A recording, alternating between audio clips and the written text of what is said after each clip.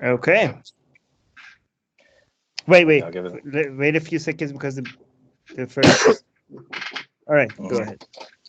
Okay, welcome everybody to another episode of Secular Jihadists for a Muslim Enlightenment. My name is Ali Rizvi, and with me, as always, is Armin Navabi. Well, not always, Hello. but most of the time. So we're going to get right into it because we have a limited amount of time, and I feel like this is the kind of conversation that would go on for hours and hours. So I'm very excited about this. We have two guests, two brothers joining us from the UK. Tahir Nasser and Umar Nasser from rationalreligion.co.uk. Welcome to the podcast. Thank you. Thank you very much. So Tahir and Umar are both physicians, like myself. They run a website, as I said, called Rational Religion. They are religious Muslims who counter the arguments that atheists make. And I went to their website, I read a lot of their articles, and I have to say that it's actually one of the most stimulating. Is one of the things that I think that they do a very good job at. Often people do a very bad job of it, but they are very aware of the arguments that come from the atheist side and from the secular side, like the side that Armin and I are on. So I think that, and I respect a lot of the points that they make, and they really made me think. And that's why we thought it would be a really good idea to have them on and have a discussion. I don't think that the time that we have will be enough to get into it. I anticipate that we'll probably have more future conversations at some point. But we're going to deal with two main topics today. The first one is going to be, let me get this right because I got it wrong before the show, has science made religion obsolete? Right? And the second topic is about the Qur'an. Was the Qur'an divinely revealed? We decided purposely not to make this a debate format because debates are always about which side you're on and who wins and so on. So we really wanted to make this a sort of a free-flowing discussion the way that we usually do here on the podcast. So that's the way we're going to do it. So Tahir and Nasser, thank you for coming here. And we can, I think, get going. We can just dive right into it. The first topic we wanted to talk about, and I think I saw, was it Omar? You had a YouTube debate on this with somebody too. Was that has science made religion obsolete? I've covered the topic in a few different ways on YouTube, and we have our YouTube channel, Rational Religion, as well. So we have a lot of content there. Okay, so it sounds good. So there's this link in the description. Anybody wants to check? Yeah, I'll note that. So I wanted to start with this. Just basically ask the question that science and religion, this has always been an issue about whether they're compatible, whether they're not. Stephen Jay Gould had this idea of NOMA, which is NOMA. This is the non-overlapping magisterial. Most of our audience is familiar with it, that they can coexist. I feel that they're both contradictory just because of the basic way that both of them work. But I wanted to start with your position. So how would you initially, just to introduce the audience to the topic, address this issue about whether science has made religion obsolete? So firstly, again, thank you very much for having us. We really appreciate it. So I think the key misunderstanding and the almost caricature of the religious position is this idea that faith is belief without evidence, belief contrary to evidence. And in fairness, to be honest, I think certain religious people have actually propagated this idea themselves. Often I find in more Christian circles, and even they would admit this, there's this idea that just have faith. And whenever you have a question, just have faith. And it may well be that in certain Muslim circles, people often have the same misconception. But, from our position as Ahmadi Muslims, we believe in Iman, which is loosely translated as faith. But what it actually means is belief on the basis of probability, belief on the basis of likelihood without complete certainty. So it's not belief in spite of the evidence, it's belief with the evidence, but without fully knowing, having grasped the thing itself completely. So, and this is actually something which is also a scientific thing. Often when in science, you'll actually investigate a hypothesis, you'll consider the hypothesis, then you'll investigate it, and you may have partial evidence, and on that partial evidence, you decide to continue that research paradigm, and sometimes it will bear fruit, and sometimes it won't. So I think this is actually how we approach the questions of God and all these big metaphysical questions, is we say, from the world around us on a rational basis, is there evidence for the existence of God? And if so, then we have Iman, then we have belief in this. And then what religion tells you to do is it says, take your Iman, take your belief on the basis of probability and turn that into certainty via following the path of the prophets. And that's the key difference, I think, between Iman and faith. Yeah. Is that faith is you have faith, and then you die in faith, and you'll find out after you're dead whether you're right or wrong. Yeah. Yeah. Whereas in Iman, and especially the Ahmadiyya perspective given by Mirza Ghulam Ahmad, peace be on him, who we would consider the promised Messiah and the Imam Mahdi to revive the true teachings of Islam, he said the purpose of faith, or Iman, the true faith, is that it leads you to a stage whereby God responds to you, reveals himself to you, speaks to you, whereby you will have certainty in this life. And he said, if you don't attain certainty in this life, you're actually on the wrong path. Mm-hmm. Yeah. But So my question on this is that I get the point of probability. You're absolutely right. You know, you go with a lot of times proof in science, and, you know, we're all from scientific backgrounds. Proof in science is a bad word, right? What you want to do is you want to go with evidence in support of. So we always say evidence in support of, even when there are certain ideas that have been established as fact, like the theory of evolution, we still call it a theory because it's a work in progress, right? We have evidence in support of the theory of evolution. The problem for me is the jump that you make from that to certainty. So there are a lot of times probability. Initially, well, if that's your problem, can I jump in before you reach that area? Yeah. Because I have a problem with even before that. Yeah, but let me just finish what I'm saying. So initially, we talked about how we were going to make this topic has science made God obsolete, but we changed it to has science made religion obsolete, which is kind of we'll get into the topic of that later. But one of the problems, like I'm when it comes to a higher intelligence in the universe, when it comes to can the laws of nature be God, can the Big Bang be God? I mean, people talk about these things, and for me, it's a matter of semantics. It's a matter of yes, like I'm agnostic when it comes to that.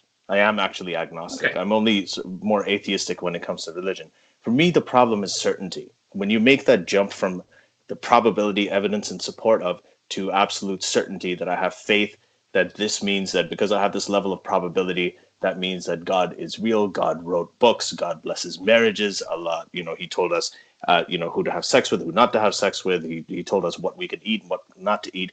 And we are certain about this. We are 100% sure that this happened.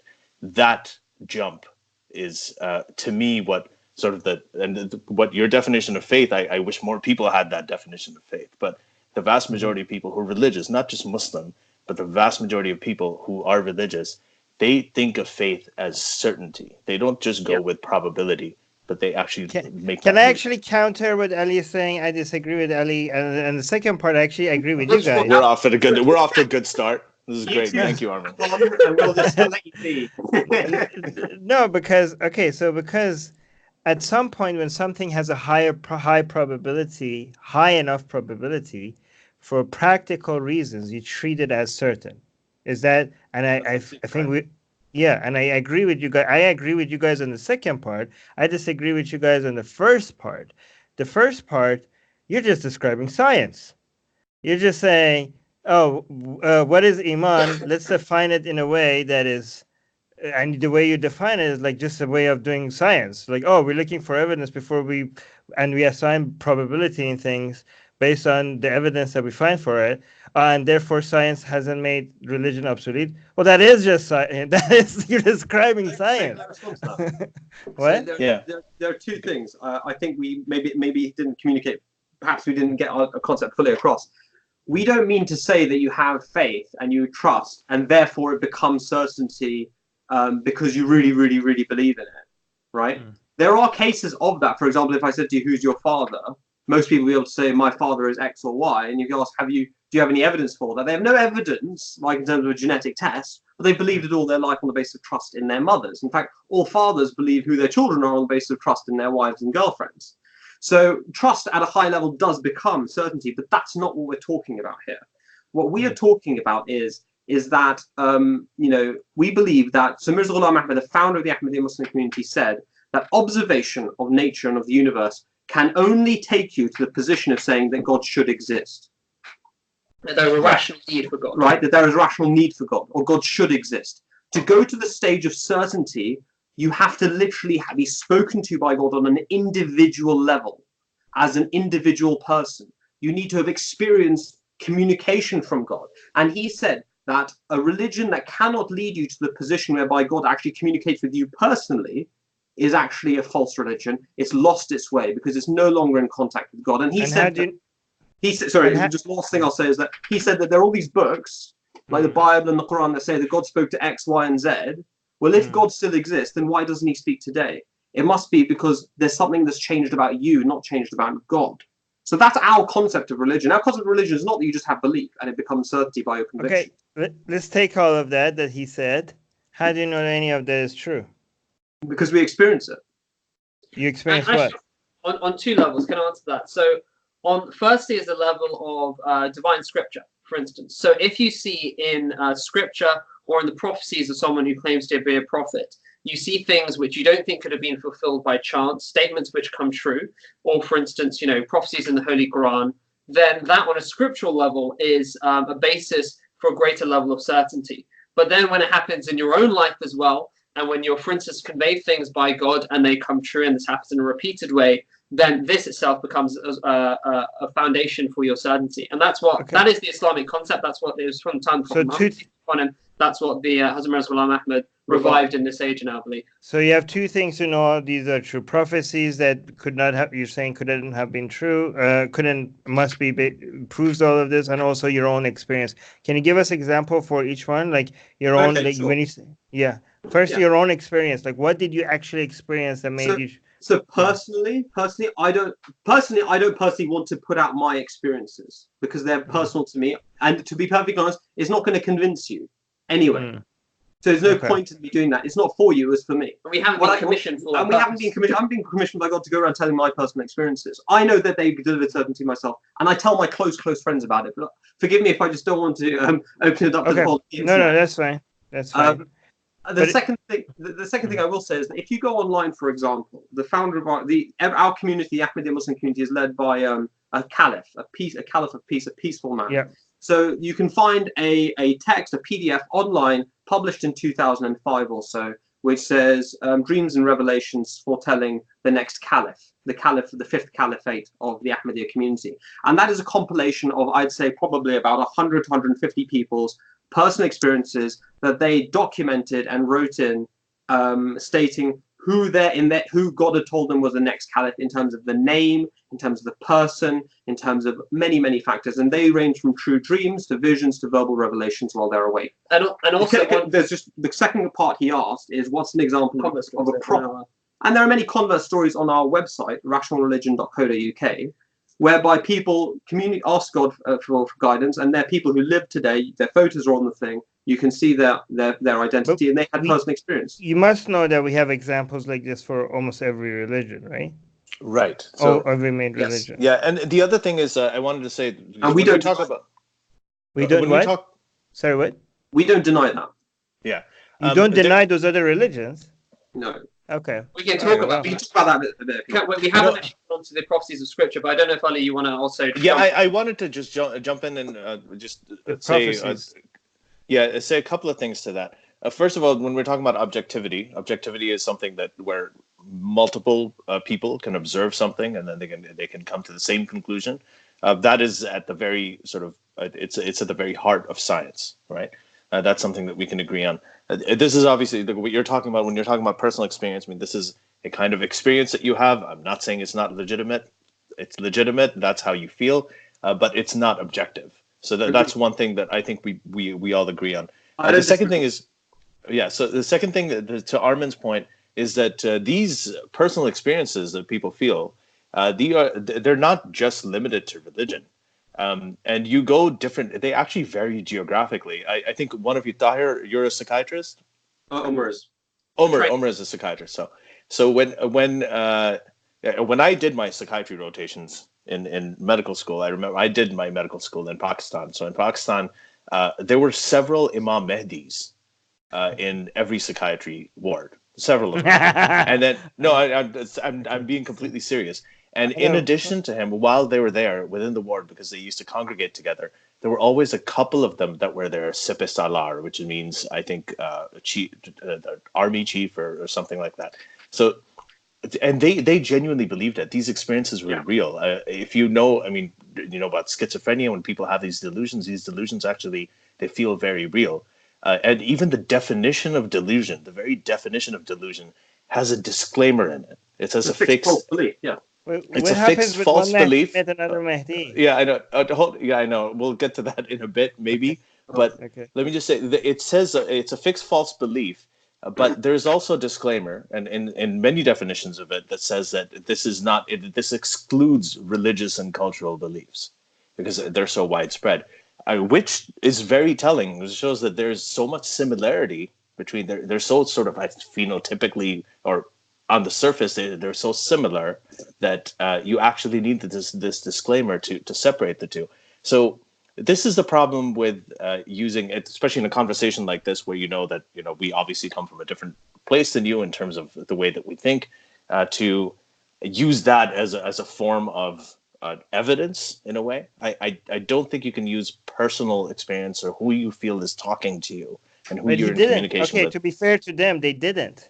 No, okay, fair, specifically. yes. No, let me clarify. To be Yeah. fair to them, they said that they never said that their personal experiences. He actually said that his personal experience is not meant to convince us. He said that his personal experiences convinced him. And Yeah. convince So that's him what at he an said. individual level. So as you said that with Mirza Ghulam Ahmad, when he said that you as long as the individual hears it, then it goes on. But there is a problem of objectivity. So the question is, again, going back to, has science made religion obsolete? One thing I'll say is I think that they can coexist. They clearly do coexist. Science and religion coexist. There's a lot of things that science has not been able to answer. And the one thing, and I'm going to quote Penn Jillette here, that science did, the scientific revolution did, that no other revolution did before it, is it said the three words, I don't know. That's it. Nobody in the past, no political system, no other power system, no religion, nobody in the past had said, I don't know. They'd always tried to give answers, right? Yeah. Without actually having evidence. Science just said, if you have an idea, even philosophy Some Hindu completely didn't do gods that. did say they don't know. Yeah, but what they would do is they would say that, if you have an idea, no matter how beautiful it is, right, you put it up against nature and see if it jives. And if it gives you evidence, then you have something to work with. If it doesn't work with nature, no matter how amazing the idea is, no matter how strongly you feel it, no matter how individually you're connecting with where the idea is coming from, if it doesn't work with nature, then the answer is not that it's not true. The answer is just that we don't know. And that's really it. That is our position. People often think that atheists think, oh, there is definitely no God, the same way that religious people say there's a God. But most atheists, what they say is they don't believe in God. But that doesn't mean that they know for sure that there is no God. That's why most atheists are actually agnostic atheists. But Okay, let's look So there's a lot in that. So I might kind of go back to some of the things you said earlier. So I think Armin hit the nail on the head that we never said that on an objective level for assessment, you should use personal experiences. In fact, the whole idea of the prophets of God, the reason why they come is so that they can be the benchmark by which you assess others. They can be the ones whose prophecies that you can assess and see whether there's evidence enough for me as an individual to say, actually, there's something really in that. I think this person may well have been true. I think he was true. And actually, I'm now going to undergo the path which he laid out for me so that I myself can have enjoy some of the same spiritual fruits that he had. So that's the whole thing. These things are gateways for individuals to undergo these spiritual practices. So, I mean, we're talking about what the prophets had. So let's talk about, for instance, I'll give two examples, probably only one of which you'll be familiar with. There's one thing, for instance, which is the World War I prophecy of Hazrat Mirza Ghulam Ahmad of Qadian. So we believe, and it's very well documented in our literature and in our books, that in 1905, the Promised Messiah is what we call him, so I'll refer to him as that. The Promised Messiah wrote a poem which was published in 1908, which very clearly talked about a worldwide calamity which would completely destroy the existing social and political order, in which the Tsar would be overturned and disgraced. And the Tsar at the time in 1905 and in 1908 was the most powerful man alive. And this was, of course, fulfilled in 1915 to 1918. And at the beginning of that war, the Caliph of the Ahmadi Muslim community said, this is that event which people currently think is just a European war, will become a global war, which will fulfill that prophecy, and the Tsar will be destroyed in this war. And we have those magazines. And in 1917, he was. So in a magazine called the Review of Religions, there was a fantastic article a few years back which goes through that prophecy, which people can assess. Now, in fairness, you've probably never heard of that. So I don't at all, I'm not expecting you to jump on the train and say, well, that's it, that must be true. Okay? We're just giving that as an example because this is something which in the 20th century has occurred, which everyone has a shared social memory of, which we believe was clearly prophesied. And he said that this would be the sign of my truth. The great, or basically said this would be the greatest sign of my truth. And he died in 1908. So prophets are there to demonstrate that objective evidence so that you can then pursue that path that they lay out for you. As regards the second point you make, which I'd like to speak to, if that's all right, regarding, well, science is the only thing that showed us that, that enabled us to say, I don't know. I very much disagree with that. So, in my opinion, the fundamental characterization, Armin, you said this earlier, like, well, you're just reiterating what the scientific method is, applying it to religion. Well, actually, in my view, and our understanding of religion, the only difference between science and religion is that religion is beautifully explained by a single verse of the Qur'an, which is that eyes cannot reach God, but he reaches the eyes. And he is the incomprehensible, the all-aware. Well, the most subtle and the all-aware. Yeah, so al-Latif al-Khabir, right? Al-Latif al-Khabir. And the first part, eyes cannot reach him, that's actually a description of the scientific method. The scientific method is effectively the systematization of observed phenomena. That's all it is. Through your physical senses. Through your physical senses. It's a systematization of observed phenomena and the conclusions you draw from that. Now, with respect to religion, religion is ultimately a recognition that God lies outside the boundary of our ability to physically observe. And therefore, it begins with an acknowledging that I cannot reach God, I need God to reach me. And so the idea of, science is the only thing that taught us that I don't know. No, religion is the first thing that taught you that. Because religion begins with humility. It begins with recognizing, I can't reach God. I need God to assist himself to me. Say that again. What is it that science haven't taught us and religion has? So science is not the one that taught us the word I don't know. Religion begins with that. So the beginning of chapter Surah Al-Mu'minun, the believers of the Qur'an, begins with, successful are the believers who are humble in their prayers. In other words, they stand before God and they say, Oh, we lost connection? Did we lose connection? Do we need to repeat that phrase? Yeah, repeat that last part. Okay. Sorry, I do apologize. I'll stop and then I'll stop.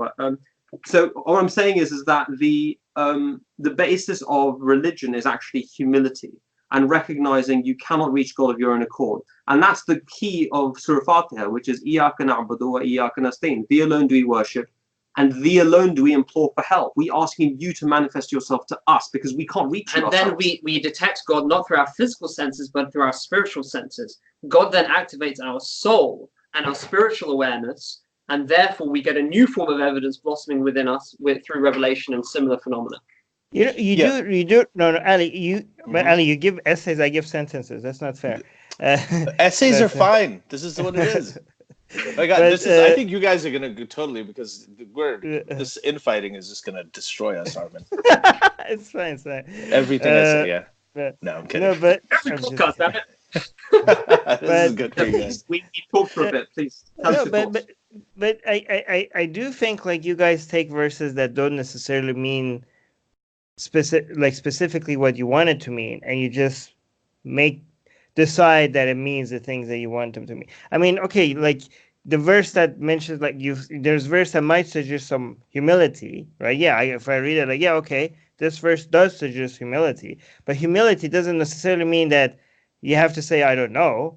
In fact, the Quran constantly requires you to not say I don't know. You have to be certain about, like, I don't know is not promoted anywhere in the Quran. Humility is promoted in the Quran, but saying I don't know is not promoted anywhere in the Quran. So just because humility is there, and there's a lot of other verses that I think, like, you guys look at, that you have to really stretch it and massage it in a way that you want to actually fit your philosophy. You have to Protestantize it in a way. This feels like it's a Protestant version of Islam, which is but anyway, Armin, go ahead. No, no, no. Yeah. Okay. That's sort of point is- what that's that. I wanted to make that point, but just to be clear about what you guys are saying. So basically, to you, religion, and I hope you understand that this is your definition of religion, and might not be most religious people's understanding of religion.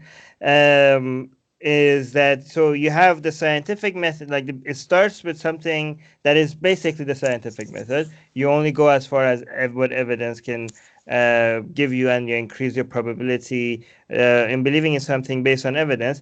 But religion just has one extra step compared to the scientific method, where at the end of the road, God comes to you instead of you going all the way to certainty. Is that basically the difference between religion and science? Yeah.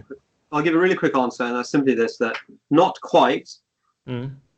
Science is about what you're able to observe. I can go out and I can look at a leaf and I can study it. I can go out, I can look at the sky, I can study it. Largely, yeah. Largely, okay. Even in science, there are lots of things actually you can't observe. Dark energy, dark matter make up. Dark energy and dark matter make up 95% of the universe. Yet we still believe in it. But that's basically largely the scientific method is observable phenomena. God is not observable. Religion is the systematization of what you need to do to get God to manifest Himself to you, and to bring Him into your own observation. Then, so it's and a question how do you, He unveils Himself initially, and then He unveils Himself. so let's say you do some things, and then eventually God manifests Himself to you. How do you realize that this is this manifestation of God is based on objective reality, and nothing more than just a personal experience? How do you decide? That's a great question. At the end of the day, God might tell you that He loves you. He might tell you, things that are lovely and fuzzy, and they're not actually objective evidences. Objective evidence is when God tells you which university you're going to go to. He tells you what's going to happen in a month with your health. God tells you something which is outside the boundary of your own knowledge. God tells you, for example, that the exam you've passed, actually in a week's time, you're going to get a letter which is going to say, actually, the boundary and the pass mark has changed and you're going to pass. Now, when that happens 2 times in your life, you might think, pure coincidence, I just dreamt it up. When it happens 20, 30, 40, 50, 60, 70, 80, 90, 100 times in the space of 10 years, is no longer a question of, I believe. You'd have to be an idiot not to believe. And actually, this is of that experience. This is what the companions of the prophets, because they're the ones who follow the prophets most closely. They themselves had these experiences, and they talked about it. And we have records of them talking about their true dreams and their experiences, and they see their own prophecies being fulfilled. So this is ultimately what true religion, we believe, gets you to. The problem in the world is that religion has become degenerate. Religion has become decadent in any way. It's often become just something which is used to exploit people. Its spiritual essence is completely left. And so people aren't even aware that such fruits can still exist. So wait a minute. The creator of the universe proves manifests himself to us by something similar to is this your card, or is that is it some magic tricks that is supposed to impress us that we're like, ooh, wow, you predicted? Okay, Armin, let me put it like this. Armin. So let's say one of you've got a friend called Fred, and God tells you Fred's going to develop cancer in 1 week's time, and then in 2 weeks' time, Fred comes to you and says to you, Armin, I've got cancer. Suppose now that level of event happened to you 10 times over the next. Not even once. Well, no, say it happened 10 times over the next 5 years to you, and in each time it was clearly in your dream or in your vision, it was an angel of God who comes and tells you that. Right. Yeah. Would you believe in God? No, I would think something really bizarre is happening, but I don't know what it is. Then your atheism is unfalsifiable. No, wait. Yeah. No, wait. Why would it be God? Why wouldn't it be something else? Why Because it would be some kind of conscious being that has access to your inner consciousness, which knows the future, right? So, and why would that be? Why would that? Okay, so I would realize that something very bizarre is happening, but I wouldn't go as far as knowing what is happening. Armin, then that's fine. You know what I mean? You'd say, I don't know. Most people would probably say yes. Okay, I'd accept that I should believe in God at least. But do you not see why my position is more intellectually honest? Why would that be proving? Why would that prove God? Why would that prove? Because God is the only thing in societal knowledge which has said to be able to fit that criteria. If you have any other thing, then Are feel we free. going by okay? But societal knowledge, that's not a very good metric, though, is it? Like that's not a very good standard. You have history. You have loads of individuals who, throughout history, have said that a God has contacted me, who has given me knowledge of the future. Here's the evidence. The people followed him. They claimed spiritual experiences for themselves. And then you, whether or not you did spiritual practices, you had a similar experience in your own life. I think it would be highly irrational to assume. Can I? How do you know it wasn't a demon or a leprechaun or I don't know, Okay. fairies? The question isn't the label. But that's Characteristics which are usually ascribed to the being called God. Yeah, okay. but So they're usually by other people. Are we really going by based on what other people just say? I mean, other people believe buying lottery tickets is a great investment. So, Is so that- all is that knowledge, what- all knowledge what? is all knowledge at first is based on testimony. I'll put that out there. Ali, I think you wanted to say something. yeah. I wanted to say, so this comes down to probability. A lot of the, if you're saying this kind of thing happens once, okay, this kind of thing has happened once to many people, and that is what probability is. People who think that read more into coincidences than there needs to be read into is they're generally, they don't have a very good understanding of probability, because there are events that happen many, many times all over the world, millions and billions of them, and 1 in a million chance, 1 in a billion chance, they're bound to occur. They're less uncommon than people think. Now, if it happens several times, 10, 20, 30, 100 times, and if it's constantly happening to you in the space of 2 years, you have found that you have correctly predicted the pathological diagnoses of all of your friends, whatever it is. No, so seriously, like if that has happened, first of all, that has never really happened to the extent. This is a very, very hypothetical scenario. As far as predictions and prophecies of the future go, what you say about Mirza Ghulam Ahmad, the Prophet Muhammad, this is also true of Nostradamus. Nostradamus, for him, his predictions were so sort of accurate, even though there was a lot of reading into it and interpretation of what he said. There were entire documentaries and books written about, the kind of predictions that he made. I know it was a really big thing in the 80s and 90s. The other thing is, what you're saying about these events, the Sahaba of the Prophet, how they felt the same thing, they felt the same communication. This, to Armin's point earlier, is something that is geographically distributed.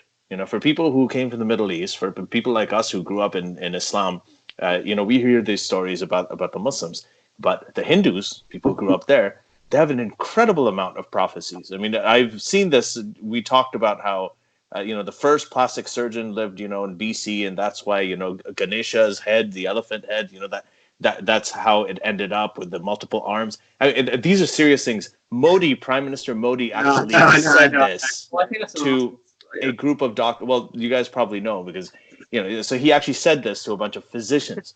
So they have their stories, and just like I noticed that you're laughing at those stories. A lot of times when Muslims tell our stories, right, other people laugh at them. So why are these sort of amazing, miraculous, prophetic events and revelations, why are they geographically distributed? I mean, with science, the thing with science, and this is a big difference, and there are many other differences I'd like to get to, but one of the major differences is that science is the same, if you're on the moon, if you're in the West Bank, if you're in Gaza, if you're in Israel, wherever you are, it's the same. And the language of science is mathematics, which you can work with no matter where you are or what time of history you lived in. With religion, like, when you're talking about Islam, there's a Prophet Muhammad, then you have your specific version of Islam, which is Ahmadi Islam, which is Mirza Ghulam Ahmad. You have the Hindus, you have the Christians, Jesus, all his prophecies, Abraham, all his prophecies. So different areas of geography have a different set of miracles and a different set of irrefutable, probabilistic events that just connect these people to whatever deity there is. At one time it was Zeus, another time it was Thor, and then it was, Ram and Krishna. And then it's Allah, then it's Jesus. So how would you explain that? Are all of those things real? So I think one of the most beautiful aspects of Islam is its universality. So the Quran very clearly says that there was not a single people to whom we did not send a warner. So the Islamic belief, as per the very clear words of the Quran, is that every people on earth have had a prophet and that they have had true religions. and that in reality, all of those you could call Islam, because all of those were based on submission to God. So actually, it's a great universal argument for the existence of God, that, as you say, in every single culture on earth, you have these people who have created very similar religious movements, who ultimately believe in a very similar conception of God, the afterlife, and of morality, and who have said that if you follow my path, which will end up being strikingly similar, you yourself will achieve the same spiritual fruits. And this is the explanation of why you see this in so many different cultures. Yes, you may have different names of God, but ultimately the qualities that they attribute to these beings are exactly the same. Yeah. For instance, in Taoism, it talks about this immaterial being that is the creator of all. In Confucius, for instance, said that there is he who offends heaven has no one to whom he can pray. The earliest records of Buddha and of Buddha's teachings that we have indicate that he very clearly believed in God, and that he was teaching also morality. In ancient Athens, we believe Socrates was a prophet of God. You read the Republic. Yeah. So he talks about divine revelation. He's the father of Western philosophy. He claims that a being is talking to him, right? You have in the Native Americans, you have saints like Deguanida, and you have other prophetic figures. And in fact, this is claiming everybody, guys. You have religions. You have Buddha is thought to be a prophet by a lot of. So this is actually, and you're absolutely right. Why should it be located in the Middle East? Well, we say it's not located in the Middle East. God is a universal God, and that's why you have similar stories ultimately for everyone. The idea of Islam is that it's at the point where human history and human development got to a point where people were being brought together enough, and there was enough intellectual development. The teaching of Islam was revealed for all people for all time. Can I go further than that, beyond the world? There's more. Yeah. So the Quran actually doesn't stop there. It actually says in the Quran that of the heavens we have created 7, and of the earth the like thereof. The divine command comes down in their midst. Yeah. It's saying there are 7 heavens, but there are also 7 earths. In other words, a large number of earths. 7 is a number in Arabic, means a large number. It means a large number of earths. And planet Earth. And the divine command comes down in their midst. Yeah, so it's saying on other planets there are creatures who also receive revelation. So this is not our concept of God is not that Earth is this special, lovely place and only God is interested in us.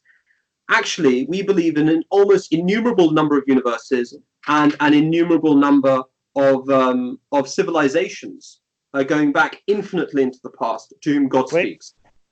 Sorry, I have 2 questions. One is, you know how you originally said, like, why would God only have prophets? Why wouldn't he, like, you tried to guess what would God do? Why wouldn't he reveal himself directly to each one of us? So I have a question. Why wouldn't he, instead of playing magic tricks to prove that to reveal himself to us, showing that, I could tell you the future. That's impressive, right? Like, well, you know what would be more impressive? Like, can you make the stars like spell my name in the sky? Like, wouldn't that be like more impressive, more in line with like what the creator of the universe would do? That's one question. Another question I have, like, why is it, if these prophecies are real, why hasn't there been any, academic or peer-reviewed, statistical analysis of these? Because prophecies that actually show that these are legit, that these prophecies must be tapping into some source of information, and they're not just random. Like, why hasn't anybody been able to record anything like that? That's a great question. Okay. So there are 3 questions there, as far as I can tell from what Ali said as well. So I'll try and answer them relatively succinctly. Yeah, be brief. So the first question is, why doesn't every person have something? And Ali, actually, you kind of answered this, where you said lots of people have some kinds of experiences. Founder of the Ahmadi Muslim community said that actually God distributes some form of spiritual experience very, very widely. He even talked about how a prostitute soaked in wine, for instance, on her bed may well receive a true dream from God, even though some people may think, such a person could never receive that. He said, wait, what do you have against prostitutes and wine? I'll skip over that. He said that even such a person can have an experience of God, because the idea is that if such experiences are widespread, and either you've had something like that or you know someone who's had something like that, when a prophet of God comes and says, I have had this, but to a much higher degree, it has some plausibility in your mind. So we don't believe that God is an exclusive God and he only reveals himself already to his chosen people. We believe that God distributes experience wide, in a very, very wide manner. But the difference between an individual having that and a prophet is like the difference between the light of a firefly and the sun. Okay, so it's a question of degree and nature as well. The second point is why doesn't God spell his name in the start? Well, you see, because this is, I think, a misunderstanding of what God's ultimate purpose is in creating us. God has nothing to gain by him believing in us, right? By us believing in him. Sorry, by us believing in him. Ultimately, if God exists, then he's God. He really doesn't need our belief. What he wants is for us to tread upon the spiritual path, to become humble, and to refine ourselves morally. So that means that God doesn't reveal himself in such a spellblinding way so that belief in God is as incumbent upon a person as belief in the sun. Like, you'd be an idiot not to believe in the sun because it's right there everywhere, everyone can see it. We believe that God does hide himself to a degree, does veil his existence to a degree, but he gives enough information for those who are humble enough to search for him. Sorry, I think you misunderstood my question, because I wasn't talking about the beginning part. I was talking about you went through those steps already, and now it's God's turn to manifest himself to you. Oh, then he does what? He does far more than a constellation. What does he do? You follow these paths, you follow this path, then you have experience of God through true dreams, through visions, through revelations, which are far more binding upon you than constellations in the sky, which could be some prankster. The Prophet Muhammad met Jibreel.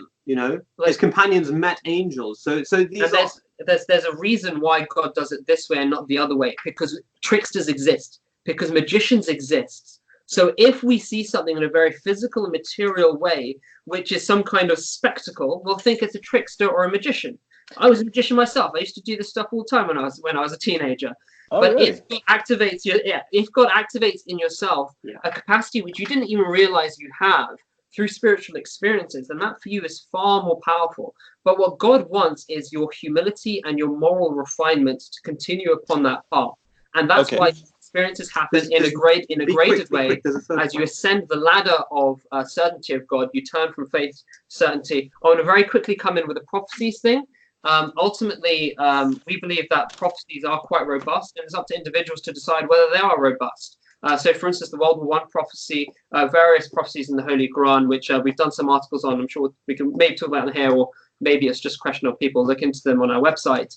We think that these things are, can't be explained through chance or through statistics or whatever. Double blind. And actually, so he's trying to get me to say that the Promised Messiah, the founder of our community, he talks about how if people don't believe in this, that he said if people don't believe that I truly have contact with God, then he essentially described a double-blind randomized controlled trial where he says, bring us, a bunch of sick people, and I'll pray for some of them and you pray for the others, and they won't know who's who, and we'll see what the results are. He actually described a randomized double-blind controlled trial before it ever existed. But did anybody carry it out? Did anybody carry it out? We are still happy. We are still happy in the Ahmadi Muslim community if people want to set that up. And our calendar is also calendar. Wait, I didn't understand that. You guys say that again?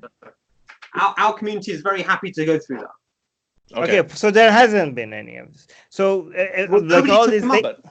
I know. I'm not saying. Armin, can I say something? I'm not. No, just to be clear, I'm not saying you're wrong. I'm just saying there hasn't, like, all this data with regards to prophecy and stuff is coming from biased sources. There is no peer-reviewed academic. There is no unbiased. Unbiased. Data collector. Well, he died in 1908, and he made the prophecy about World War I in 1905. No, I'm just saying all these prophecies for all these people experiencing things that come there's nobody there's nobody that has it is different came and done, like, okay, fine, he described double blind study, great job, but we don't actually have anybody coming up in a systematic in a proper way actually analyzing if this is random or not random. Yeah, go on. So my brother's answered that because he's explained that the purpose of science and religion is different. The purpose of prophecies are not there to prove God's existence to you. They're there to assign a probability to it, such that you should see God yourself. And but it doesn't work like that. So we're not interested. We're not actually interested in providing double-blind, randomized, controlled trials. In a Then sense, you're not doing. Then you're not. The probability shouldn't go up unless you do the data collection properly. How does Your Yeah. probability, your understanding of probabilities of something being true or not, should not go up or down if the data was not collected properly. so the data Right. is collected so and for it's instance, documented. so in this case, data would mean words on a page which were published at a certain time, known to be published at a certain time. Those words have meaning and they convey information about the future. And then we, as assessors of that peer-reviewed paper, can look at that and say, has this been fulfilled? And people write many articles about, for instance, scientific prophecies in the Holy Quran, about, for instance, this prophecy of People World War write One, everything. and then, yes, people may disagree over the veracity of that, but that's for the individual to have a look at and see, is it more likely or not that this person could have said this without having been contacted by God? And we believe, for instance, in the case of the World War One prophecy, in the scientific prophecies of the Holy Quran, that that is true. That the Prophet Muhammad, peace be upon him, or Hazrat Mirza Ghulam Ahmad, or many prophets of the past could not have said that without God. And The that is individual can do that, but I suggest the individual holds judgment if the data was not collected and analyzed in a scientific way. Ali, you want to go? Yeah. So I wanted to going back to what you said when you talked about the sun, and this is the one thing I think that's missing from what you're saying, where I'm not. I mean, there's many things where I'm not convinced, but this is really the crux of it. Is this idea of going back to evidence? And I know you talked about it. I know we talked about probabilistic. How it does it. Your path to individual's path to certainty through probabilistic likelihood and so on, but faith versus knowledge, right? So you talked about how you look at the sun and it's so overt and it's so right there that you would have to be an idiot to say that this isn't Don't real. look at the sun. Yeah. Isaac Newton did, and he was Huh? basically blind for like 6 months. He looked at the sun for several minutes, and he was a genius. So that's kind of funny, I think. Well, speaking of geniuses, Donald Trump also, when the solar eclipse was happening, they told him not to do it. I There's a know, picture of I him know. just You looking it up. Serious? I can't. Yeah. This is he did. There's a video. It's hilarious. That's why we love him so much, right? And so the thing is, so the sun, that's knowledge. Like I'm sitting on this chair. I know this chair exists because I'm sitting on it. I can perceive it. I can through my senses. I can demonstrate it exists. That's why. So this is the difference between faith and knowledge. So I don't think you can compare them. I think that the example you gave about how you have to be an idiot not to say that the sun is not there, versus the prophecies that you're getting from God, right? I think that that actually drives home the difference between faith and knowledge. And let me get to it a little bit. The problem with faith, right? And this is going to be because we're getting into our next topic now about whether the Quran was divinely revealed, is that it starts in most cases, and I know you'll probably disagree with this to some extent, but for the vast majority of religious people, faith starts with a conclusion. It starts with there's a preconception. For instance, Jesus was the Son of God, right? That is a basis of something. There's no evidence for that, right? But yes, Jesus was the Son of God.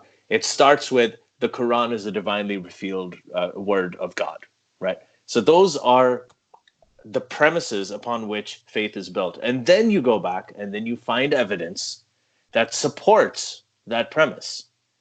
Right? It's not agnostic. It isn't like there's a hypothesis and a null hypothesis, and then you follow it along to get to the conclusion.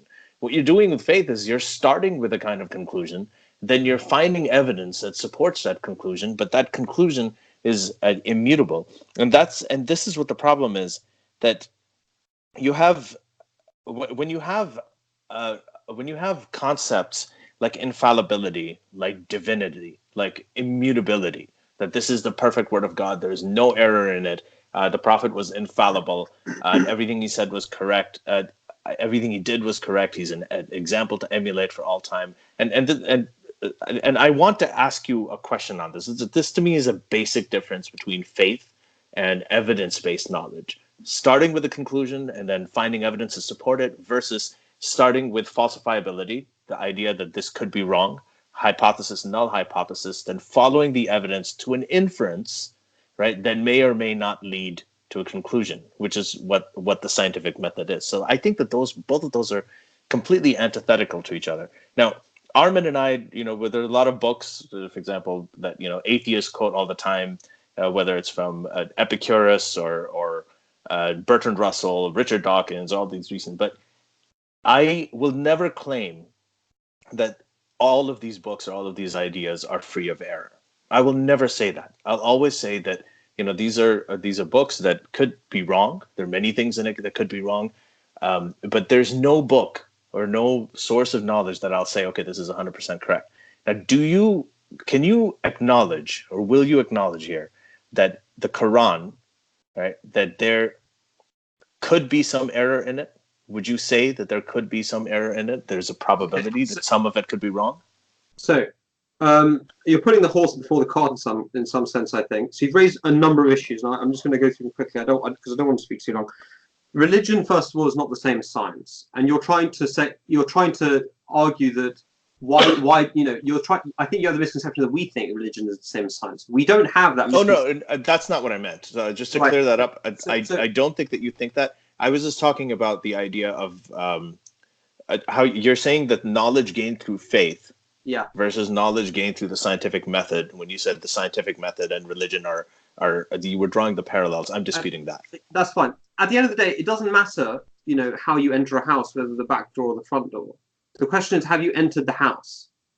Whether you observe, whether you observe an observable phenomenon and therefore draw conclusions on the basis of that, or God manifests himself to you such that you attain knowledge that God certainly exists. The point is, you reach certainty. It is through two different methods.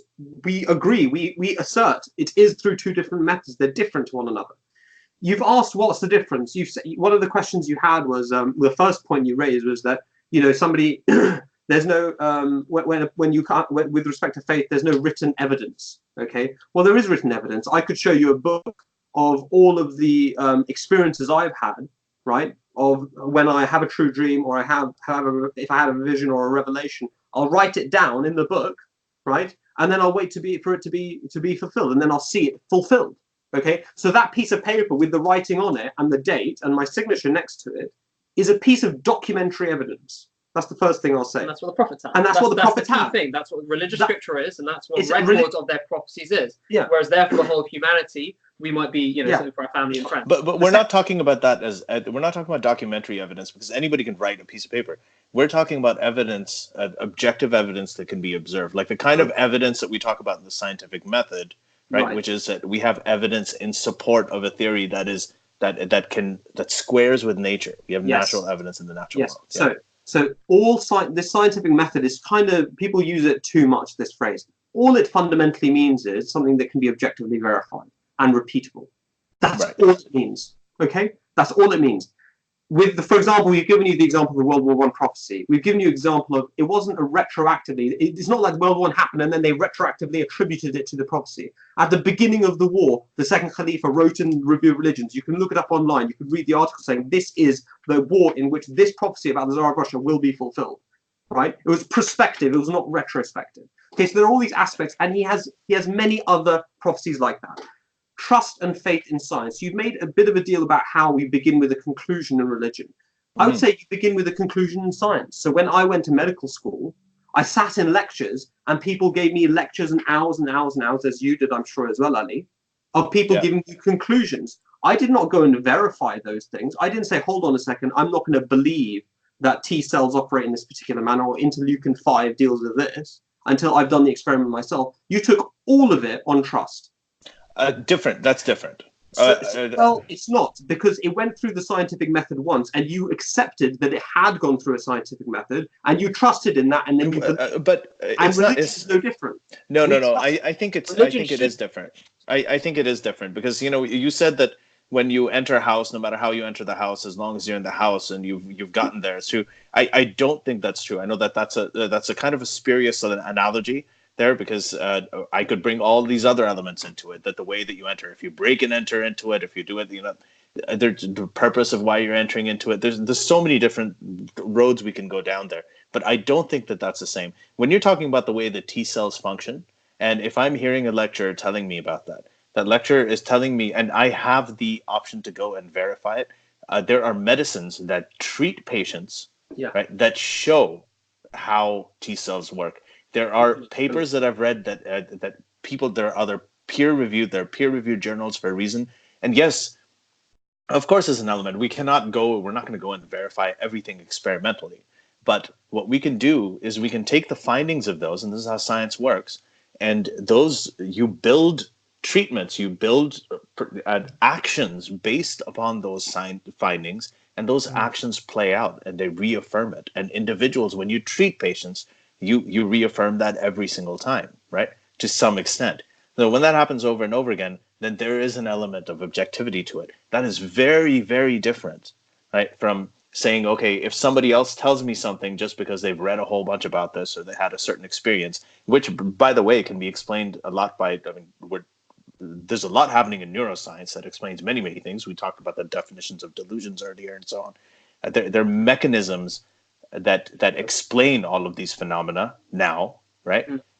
You can't, it's just not the same thing. Well, one is demonstrable and it's pragmatic and you can work with it and you can demonstrate it happening over and over again, the individual level in patients as well. And the other one is just you're believing something on hearsay based on somebody's individual experience. So I think that they're completely different from each other. So let me clarify where we think the similarities are, where we think the differences are. The similarity for me is that while we may, for instance, in medical school learn from medical experts, what I want to learn from in the spiritual realm is spiritual experts. And these are the people who are the most accredited as being the people who have experienced God the most, okay? And you'll be able to see and validate that by, for instance, reading their books and seeing whether you think their teachings are in accord with human nature and whether their prophecies were fulfilled.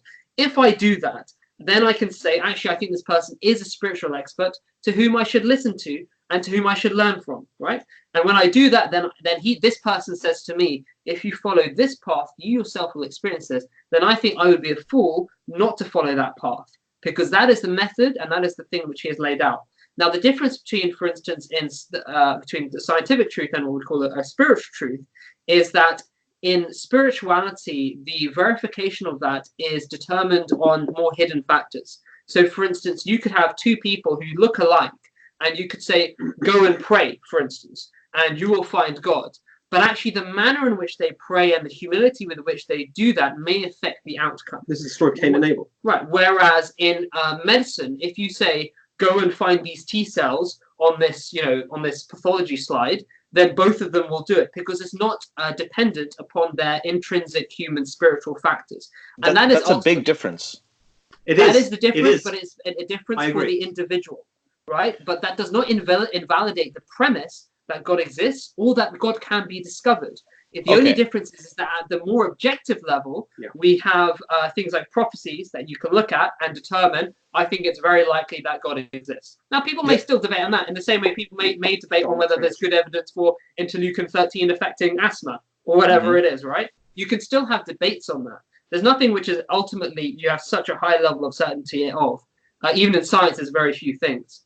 And actually, I think... Go ahead. I was just going to say there's a last, I think, a very good analogy where you can actually say there is a bit of crossover between science and religion, or scientific truth and religious truth, and it is somewhat of an arbitrary difference in some ways, is the case of dark matter and dark energy, right? So these are things which we believe in, which physicists believe in, which we say we have good evidence for, which are completely inaccessible by our physical senses. Even our most sensitive instruments cannot detect them.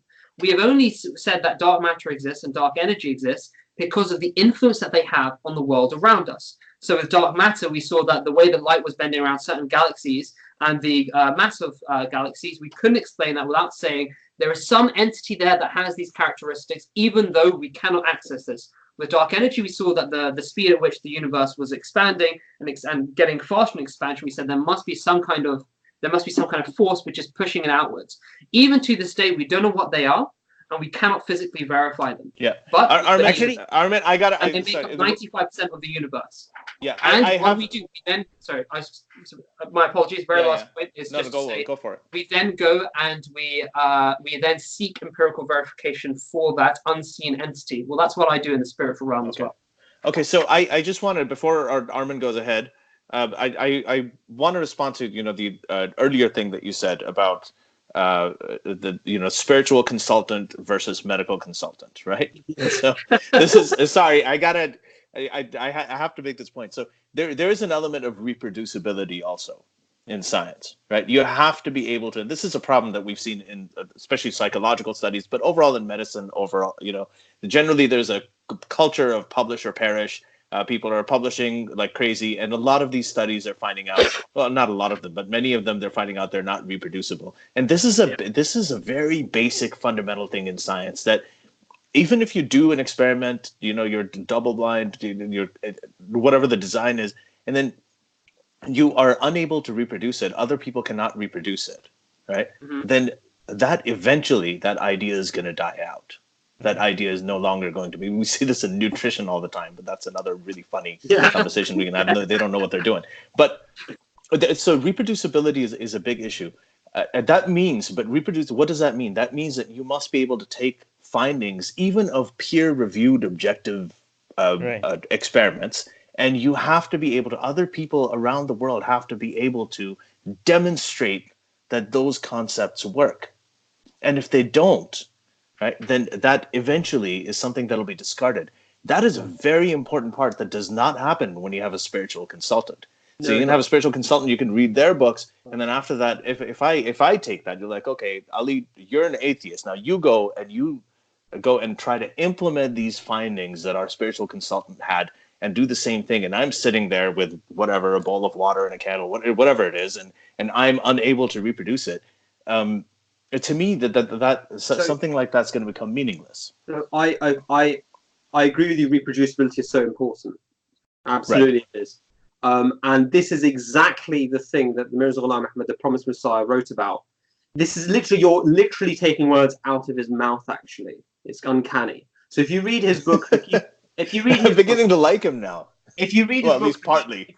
If you read his book, Great minds think alike. Yeah, go ahead. Sorry. If you read his book, Haqiqat al-Wahi, in that he lays out with documentary evidence 208 fulfilled prophecies. It's called the Philosophy of Divine Revelation. It's called the Philosophy of Divine Revelation. It's free on our website. It's free on alislam.org. You can download the PDF. Yeah. It's a big book, but it's really worth reading. And in that, he specifically states that if religions had all these so-called miracles in the past and all these people showed all of these signs, they have to be reproducible in the modern day. Otherwise, they're nothing more than fairy stories. He literally said that time and time again. And he said the point of my coming is to demonstrate these for the modern age so that mankind should have documentary evidence again in a contemporary fashion. But if they were reproducible, if they had been done, I know he said that, but if it had actually been done, it's like the trial that he challenged people to do. If it had actually been done, there would be a revolution in the world right now. There would be a scientific revolution. But it hasn't been done. No. So hold on a second. There is a revolution going on. So the Ahmadi Muslim community is creating a revolution. It created such a revolution that Pakistan had to declare us non-Muslim because of the number of people who are joining our community. No, I'm talking about scientific revolution, like Nobel Prizes and everything. No, this is no. At the end of the day, because science and religion, they're focused on two different end goals. At the end of the day. But also, it doesn't take much. So if you let him finish, and then Armin. No. Just to say, it doesn't take that much to offend Pakistan and get them to. But go on. That's. But both our sides know that. That's one thing that all of us have in common. All right, go on. I'll finish with this point. You've taken the words out of his mouth. I agree with you. It has to be reproducible. That's the point of his coming. And I think the difference between Ahmadi Muslims and not other people of other faiths is that they lack any contemporary claims, and that's a big problem for them. That's why people leave. And that's why people leave, because they're like, well, look, this is a book of fairy stories. Why doesn't this happen to me? Abraham walked with God. Mary mother had a virgin baby. He prophesied a flood happening. It happened. Where is the contemporary evidence? And we would like to present it to people and say, read it. And in the very contemporary scene, for instance, that's, on our website, rationalreligion.co.uk, we have a section about how people in their own experiences have these. Now, we're not saying that therefore you have to accept this again, but it's a question of if an individual is searching for God, are they going to go down an avenue which says, yes, you can have such evidence, or are they going to go down one which says you can't have such evidence? Because most faiths on earth, and also, to be honest, most denominations of Islam say you can't really have that evidence. The whole point of the Ahmadi Muslim community is to say you can have that evidence, and that's why we're growing, we believe, at a very fast rate, and that's why we think for people who are looking for God, it certainly should be high up on their priority list to investigate, at the very least. How many Ahmadis are there right now? We're not sure. There's probably about 20 million. That's the current figures. 15 to 20. Can I ask you a few questions? Is it Ali? We have questions Yeah. for you. So many, Can I just get? I just want No, to just a yes or no answer to that last one that I asked before. Is that do you think that just like that there is any that there is a potential that anything in the Quran is wrong? If it's As we from God, move into no. If it's from God, no. I'll give you my answer, which is when I was a kid, quite possibly yes, but as I've grown spiritually, no. So you think it's yeah, so they for answered instance, Ali. my belief in its infallibility has grown, and now I believe it's completely infallible at a level of a much higher degree of certainty. Now that I have, continued on my spiritual path, as a kid, I would have said it yes, but on trust. I wouldn't have really known about it, and there may have been issues in the Quran that I didn't really understand, and I would have my doubts about. But as time goes on, then I resolve it. So Okay. you mentioned a prophecy about World War One. Who made that prophecy again? So the founder of our community, Mirza Ghulam Ahmed. Oh, Mirza, he was him directly. And you mentioned that he had many other prophecies, right? Absolutely, about the global pandemic of the plague, for example. Individuals. Any less As I said, significant prophecies? in the book, The Philosophy of Divine Revelation, he literally documents 208 of them with the names and addresses of people who witnessed them who were living at the time of publication. And you're saying that he came up with a whole bunch of prophecies and every single one of them came true? Yes. The ones How many that prophecies? Yeah. Probably hundreds. As I said, there's 208 documented in one book. Are there Yeah, any prophecies that he came up with that didn't come true? Well, to answer that, we have to understand what is the philosophy of a prophecy. So, No, for instance, don't give him a long answer. We've got a whole other topic to get through. It still. no, the answer is that prophecies No, can, we've got another to the degree that the conditions were fulfilled. Yes, every single one of those prophecies were fulfilled. If, for instance, you make a prophecy that if you don't repent, something bad will happen, and the person repents, then that prophecy was fulfilled. There was a famous example of where a Christian had maligned and insulted the Prophet Muhammad extensively, and he said, "If you don't repent, then God will punish you." And the man there and then repented. Because I have seen how this works though. Like, do you guys know the Persian poet Hafez? Yeah, not intimately. I know of him. Yeah, okay, but like he has like a lot of poetry, and I've seen people treat that as prophecy. That's and the way No, but when people read it, they're very flexible with regards to what a verse could in a book could mean, right? And I've seen Jehovah's Witnesses do that with the Bible, where they're supposed to, like they sit down with me and they're like, okay, show me the prophecies, and I've seen verses in the Bible where other Christians wouldn't see as a prophecy, all of a sudden has become a prophecy, and they Nostradamus. But people, I mean, honestly, I have the Satanic Bible here, right? I'm pretty sure if you give me some time, I could just make up prophecies if I read these, and I could like attribute these in things in that happened, after the book was published. I mean, there's not that much time. But we talk to people from all kinds of religions. Like we've had them all on the show, and all of them have just as certain the kind of version of what you're saying. But I had a Christian friend, and let me make my point, because I've seen you guys today have been so flexible with the way. I mean, you mentioned Cain and Abel, right? And you say like that seemed to you to be a message of humility. I was just talking yesterday to a historian. What did you say about what did you mention? What did you mention Cain and Abel? He said religion is verified by the internal state of a person. Then two people can outwardly do the same action, but they result in two different endpoints. Talking about humility. So one person does it with righteousness, one person does it out of their ego, and that was the story of Cain and Abel. Abel made a sacrifice for the sake of God genuinely. Cain did it for ulterior motives. Cain's sacrifice was rejected by God. Abel's sacrifice was accepted. So there you go. Quite the same thing. There you go. Okay, but like the historian I talked to yesterday, he thinks that the Cain and Abel has more to do with the fact that Jews were, I think the Jews were shepherds and the Canaanites were farmers, and this was more to do with the competition between the Jews, and this was a message the Jews were putting that in there as an FU to the Canaanites, right? That with science. People draw different inferences. It's for every individual to decide what they think is the best argument. So some people think that some people. I know.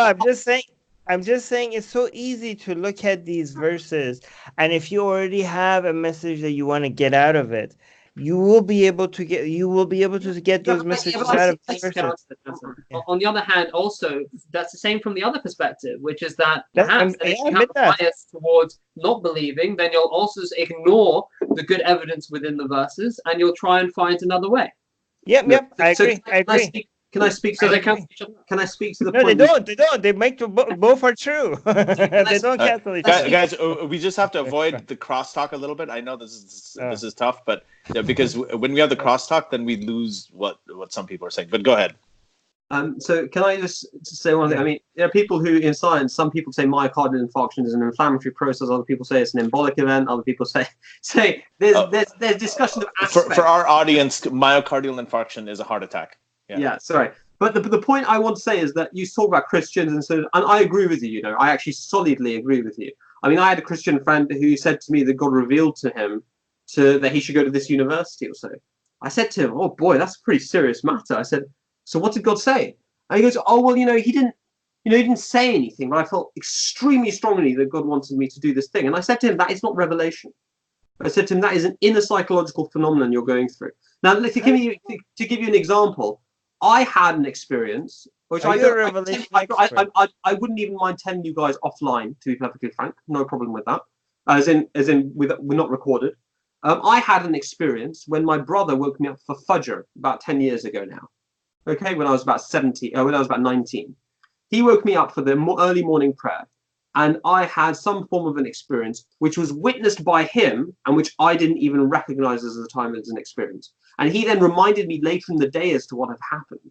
And it actually foretold, and it gave me new information about a global event that had happened at that time. Okay, so there's a big difference between I have a psychological feeling that I should go to this university, which is clearly something internal, and an experience whereby you actually leave your own body almost in terms of your consciousness. You have an experience where you say something which you don't even recognize at the time and is witnessed by somebody else and they tell you later. It's a totally different type of experience. And the best example of these are the prophets of God. So this is why we believe in the Holy Quran. We can talk about, I don't know if you want to, but scientific prophecies of the Quran, or the prophecies of World 1 or the Promised Messiah. Because the reality is, these aren't vague things, right? Language is there to convey meaning. And when people say specific things with the intent of saying that this is a prophecy, and then such a thing comes through, I don't think that kind of evidence can be ignored. The only question is are there alternative explanations which are better in this case? And that's something that individuals have to assess. Okay, here's a question. Do you guys believe in demons? What does that mean? What does that really mean? Demons, like jinn. I believe there are unseen things beyond our knowledge. We don't have the same Do you beliefs. believe in jinn? Okay, not demons. Do you believe in jinn? Maghrib time. What? I don't avoid forests at at dusk. I'm not asking about that. I'm not asking that. I'm just asking, do you guys believe in jinns and stuff like that? Yes, we believe jinn simply means something that we don't believe jinn can possess you. Yeah, we don't believe any of that. Okay, yeah, but I didn't say that though. But I mean, what I'm questioning is like, if you had these revelations and prophecies and stuff, how do you know the source of it was God? How do you know it wasn't an evil spirit or a jinn or demons or something else, not God? Yeah, or Zeus or Jesus even. Or because Ram Jesus, Krishna. they think Jesus. No, they think Jesus. Okay, go on. Don't. Okay. Yeah. Ram They're gonna or keep Krishna. now. They're gonna tell you all of that is Islam. No, that's not what I'm saying. I'm talking about evil spirits or jinns and demons and stuff like that. How do you know? Because at the end of the day, when you have such an experience, there are certain things that you can infer from it. You have to believe that some kind of consciousness has contacted your consciousness, is capable of conveying information, and has knowledge, for instance, of the future. Okay, like a demon. No, all of those things you said is true, but no, because you only believe in demons in a religious context, and the word demon applies to evil spirits who would not do that kind of thing. Yeah. So your belief in demon only comes because when you accept the religious paradigm, but within that same religious paradigm, such an experience that is helping come from God. Because God, sorry, I didn't quite hear you. I apologize. No, I'm just saying fine. I'm not talking about our position. I'm just saying within a world world philosophy that has God and has all this stuff in it, right? Yeah. Maybe you guys are on the wrong side of everything. Maybe a Christian would come and say like, this. Okay, the demons Right. don't know the future. Look, but there is No, such but how do you know? How do you Well, know? because look, this is our outlook, right?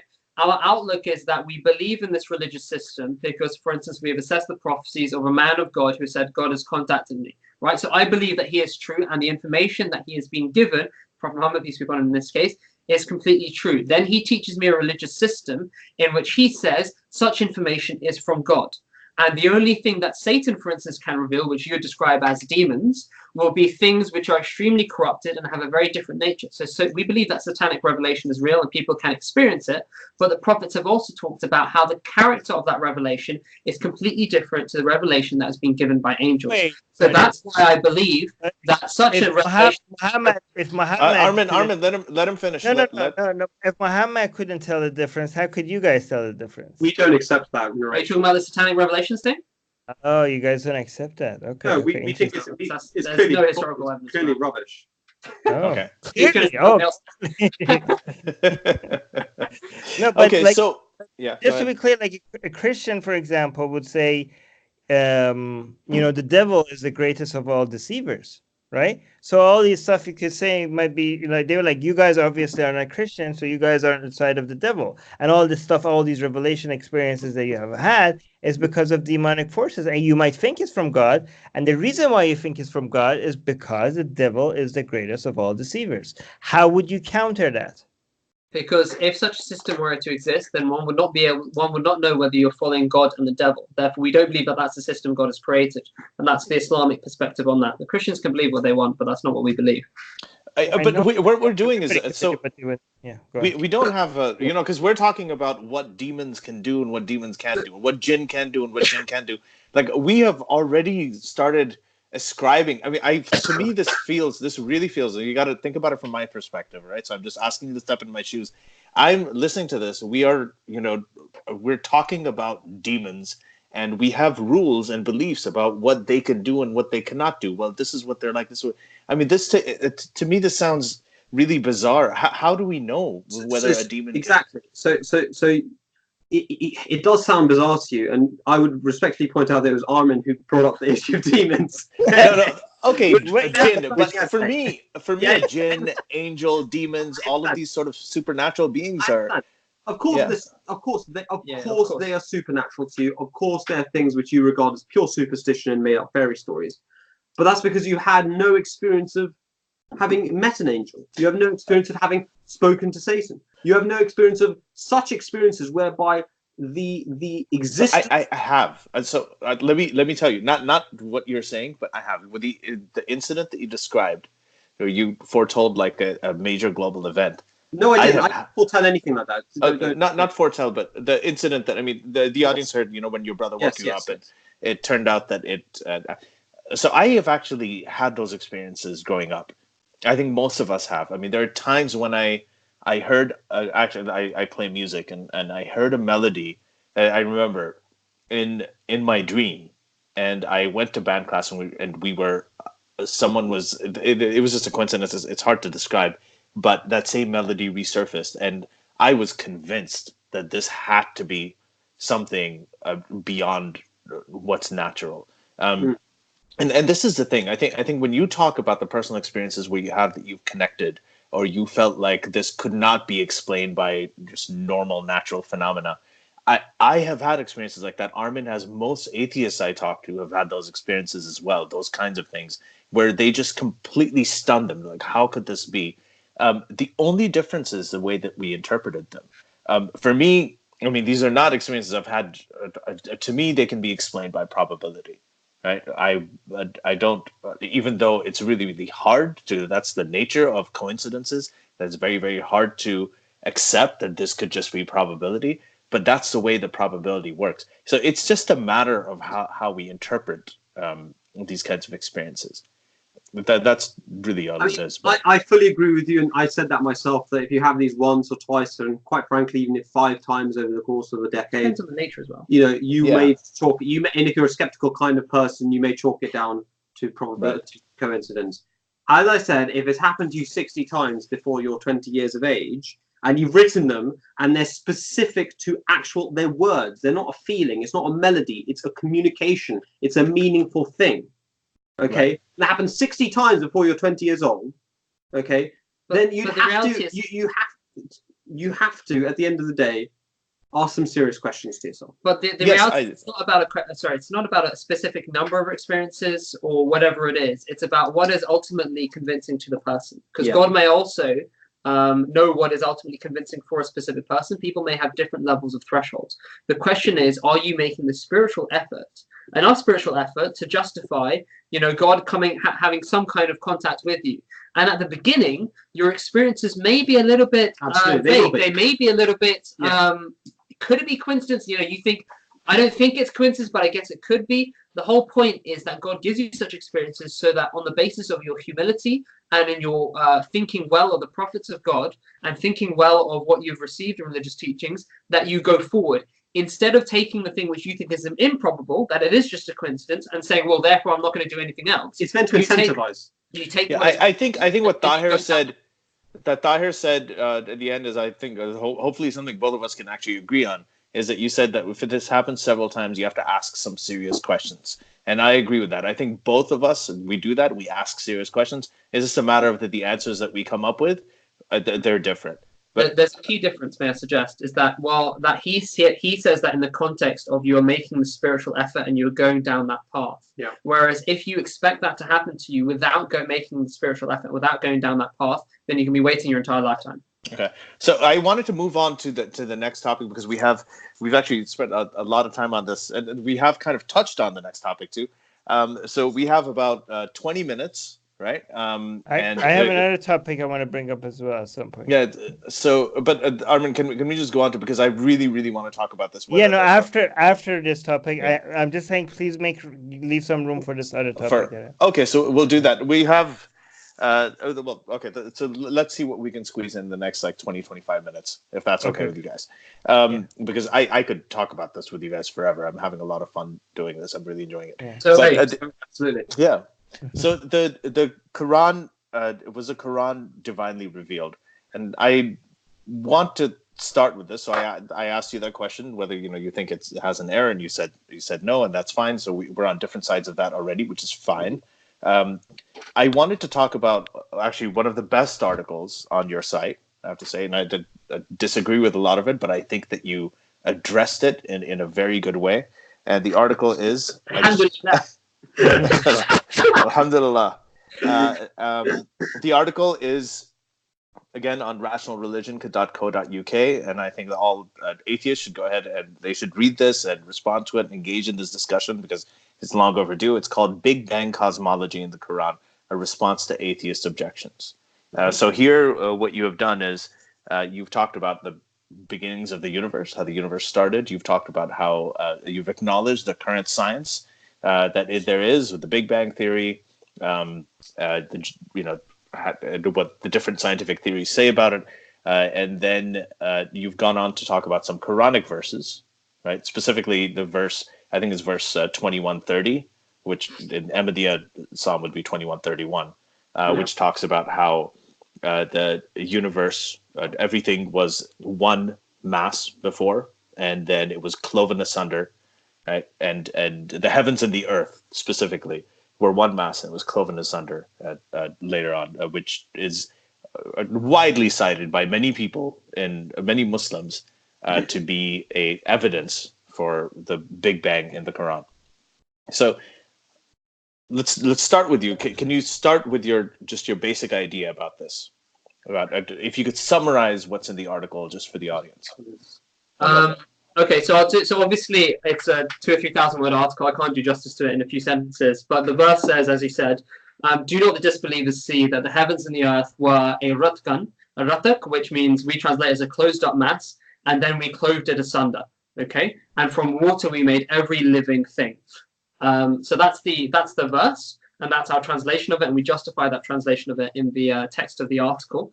And we believe that this very clearly talks about the discovery of the Big Bang. Do not disbelievers see. So it was something that would not be discovered by Muslims, but would be something which all people, whether they believe in God or not, would see, and actually specifically be a non-Muslim discovery, that the heavens and the earth closed up mass, and then we clove them asunder. Okay, so from that homogeneous mass of some sort, you had the diversity of the heavens and the earth, and then it says there's almost like a kicker, from water we made every living thing, which we believe is also true now. And that's when NASA looks for life on other planets, it tries to find water. So we believe the information here was specific. It doesn't have a billion meanings. It has a few specific meanings, which are clearly, we believe, borne out through the discovery of the Big Bang and in general Big Bang cosmology. So this would be an example, and I'm sure you may come back on this, of the Prophet Muhammad, peace be upon him, saying something which was not in his culture, which was not culturally believed in, which is very specific, and which we can now assess after the fact as having been true. Okay. Actually, there are very similar stories in other mythologies. But Ali, go. There aren't, actually. Not like this. He's covered it in the article. In the specificity and the and what is said, and that's what we read in the article. So first of all, I am going to acknowledge. Go on, sorry. Sorry, I mean, you had to say. Did you want to say something?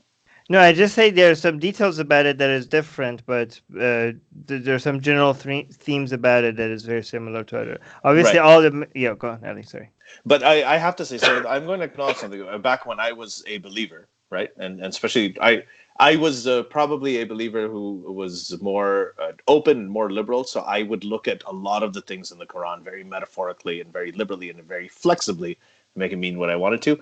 But despite all of that, this verse, the reason I wanted to talk about this, and actually one of the main reasons I invited you on here because I read that article, is something that was the most impressive to me in the Quran back then.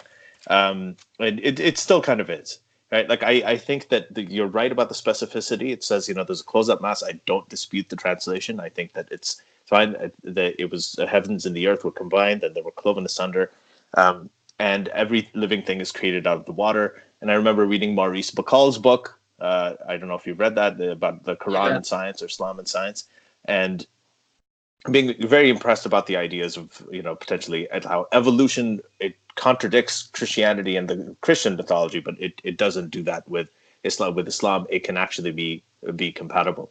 So living thing out of the water, not only did everything come from plankton and then fish and then amphibians, and everything living thing was created out of the water evolutionarily, but, our bodies are, for males, 60% water. For females, it's 70% water. Our body composition as well. So, in a lot of ways, I found it impressive. So, I wanted to acknowledge that. I wanted to get it out of the way.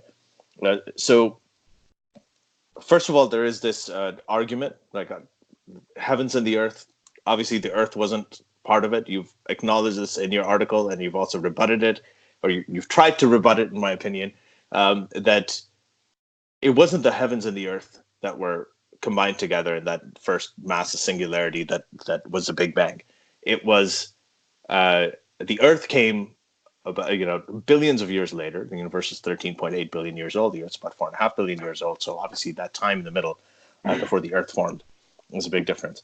So can you go through that argument, how you rebut that the fact that the heavens and earth were cloven asunder? They weren't really cloven asunder. There's just this mass that gave rise to the universe in different forms, and eventually the earth formed billions of years later. Please do it quickly, because there's a couple of things I want to add. Yeah, do it. Just be quick. Okay, so and I also want to talk about one thing that you didn't mention in the article, but go ahead.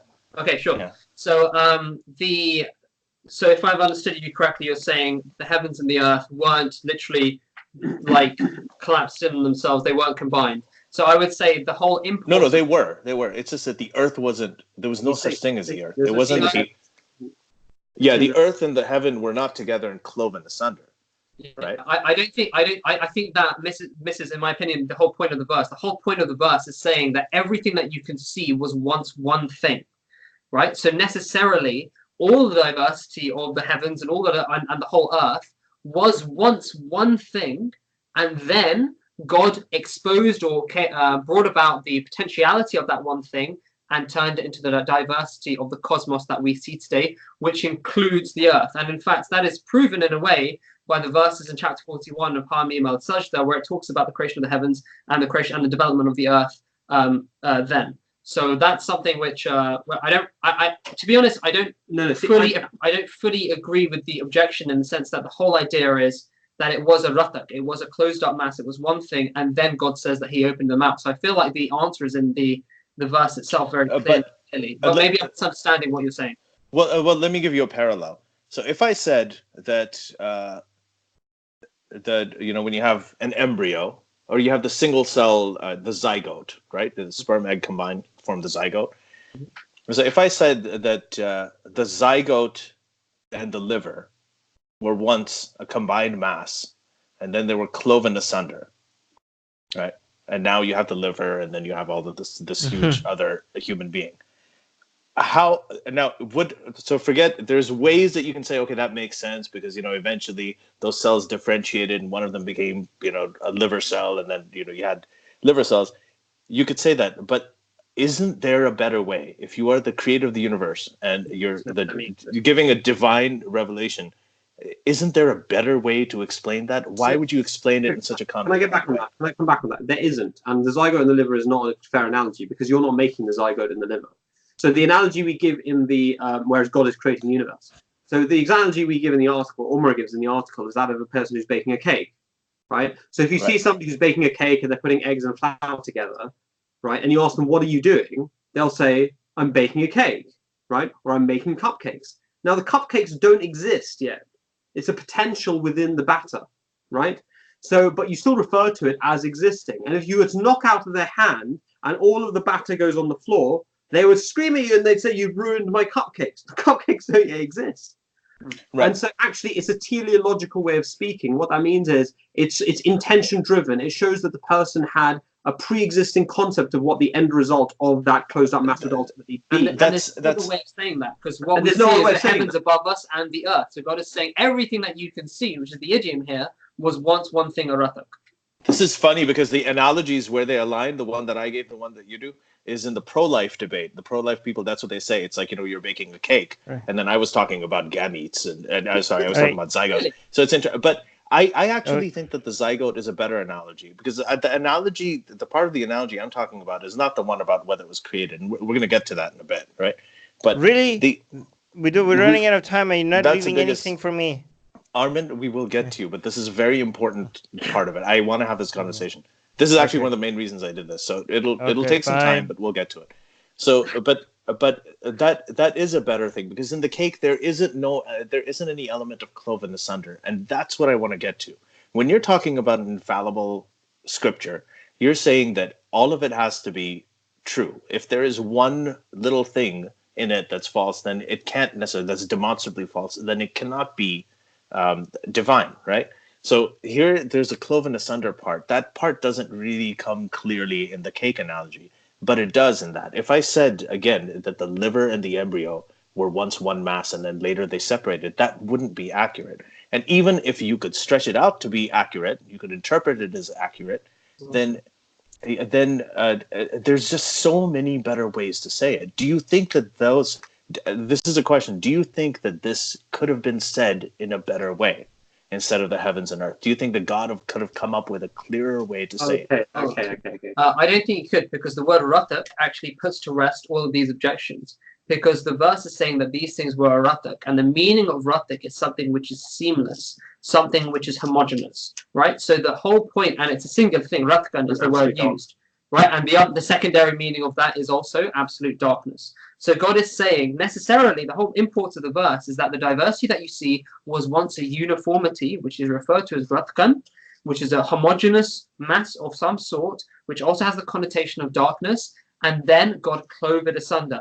But the grammar is used to say clove them asunder, and the reason is to indicate that within that homogeneity was the potential of multiplicity. So it's, as you said, a teleological way of speaking. But the reason why we know that your objection, in my opinion, is not valid is because the word ratak itself does away with it. Because it says that it was once a ratak. It was once one thing which was homogeneous and dark. And then it became the diversity of the heavens and the earth. So he's asking why heavens and earth. He's saying, why use the term heavens and earth when there's so many more scientifically specific words? There's a better way to say it. Like, right. I do acknowledge that the way that you're interpreting this, right, you can make it mean what you're saying. I completely acknowledge that. And I did that myself. I'm telling you, I thought exactly like this. My only question, right, in this is that when we talk about infallibility and divinity, because the question we're asking is, was it divinely revealed? Is that, yes, you can take a lot of these things, you can interpret them, right, in a way that is palatable to us. And people in the past have done it for their time as well, based on what they know. But to me, again, this is a bit of a Protestantization of Islam, which is a very recent phenomenon. So God had to explain this. God had to give this verse in a way that could be understood by the 7th century Arab, by the 12th century Persian, and by the 21st century London. That's right, but I think at the end of the day, if God had said, "I clove asunder the Higgs field," okay, that might be accurate for our time. It might not be accurate. It might not be accurate for the 24th century. There's a way to say it without going to the Higgs field and still doing it in a clearer way than we clove the heaven and earth and sun. I mean, those aren't the only two options. Do you know what heavens and earth refer to? If you understand that it refers to the whole of the universe, then the job is done. Yeah, actually, I'm gonna give this to them because I'm gonna defend our guests on this because the phrase heaven. Not the first time. Just wanted to point out, guys. The phrase heavens and earth usually was a phrase referring to everything. That was just like a way. Yeah, the heaven and the earth. Heaven and earth, like people used to say, like, oh, everything. That's how they said. Armin, I give that to them too. I acknowledge right from the beginning. I talked about how great the article is and all of that. And I know. Okay, but my question right now is and this doesn't just apply to this verse. This applies to many of the embryological claims and everything. There are several of them that I think are false. I've written about them in my book, and hopefully we can talk about that some other time. But my basic question, just overlying all of these claims, is that they are ambiguous. There's many times you can interpret them. And yes, there is a Persian, there was an Arab, it was 7th century, but you can still come up with better ways. The reason the Quran, the way that it's interpreted by many Ahmadi Muslims, the way it's interpreted by Sunni Muslims, by ISIS, by Shias, why is it so ambiguous? Do you feel that many of these verses in the Quran could have been said more clearly? If I said heavens and earth, they were together. Can I give an example for what Ali is saying? I came up with this when I was a teenager, and my teacher, Islamic teacher in school, really loved it, right? And I think this is a much better. If I was still Muslim, I would go with this over the Big Bang. Like, I think this is just, and I don't think anybody else has used this. And at that time, I was impressed with myself as well when I came up with it.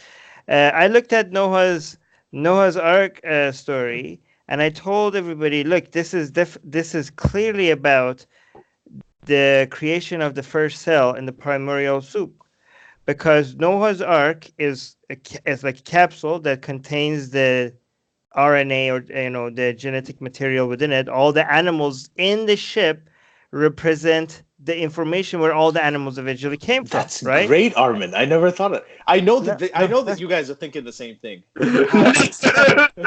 You have to be. Because if you look at the history of the Earth, like, it was covered with water at some point, and that's where the first, the theory with the primordial soup is that, the first cells didn't even have the RNA or DNA inside them. It was just like the lipids, but eventually you had the RNA in it, and that eventually led to all the animals. So basically, when the waters came down, all the animals came out of the first cell. I mean, it's perfect. The story is perfect for.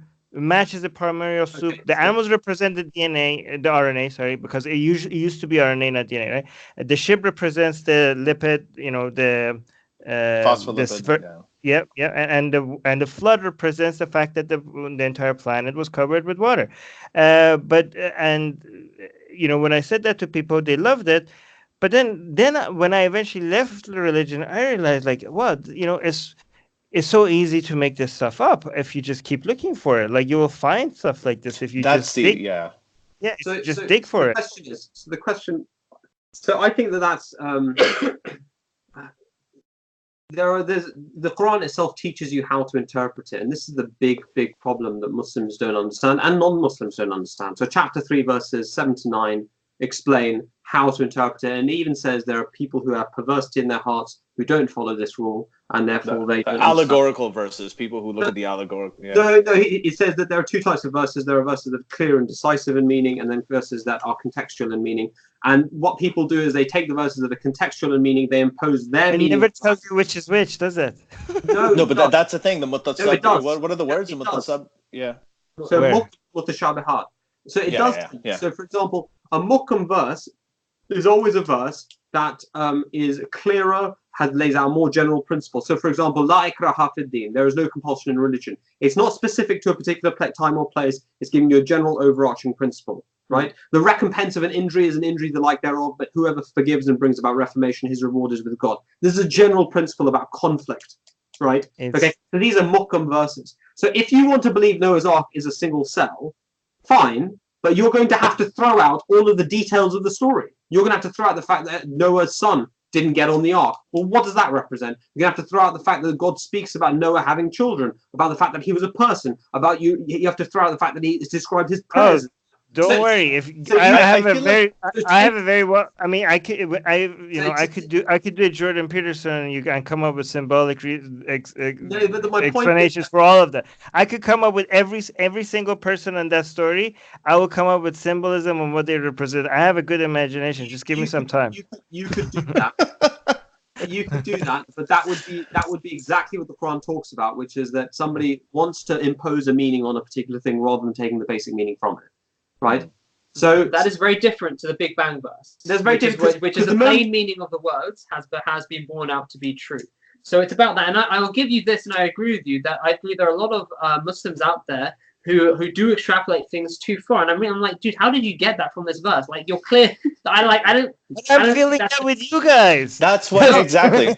Actually, Surah 3 verse 7 that you were talking about, or in verse 8, and for you guys is the.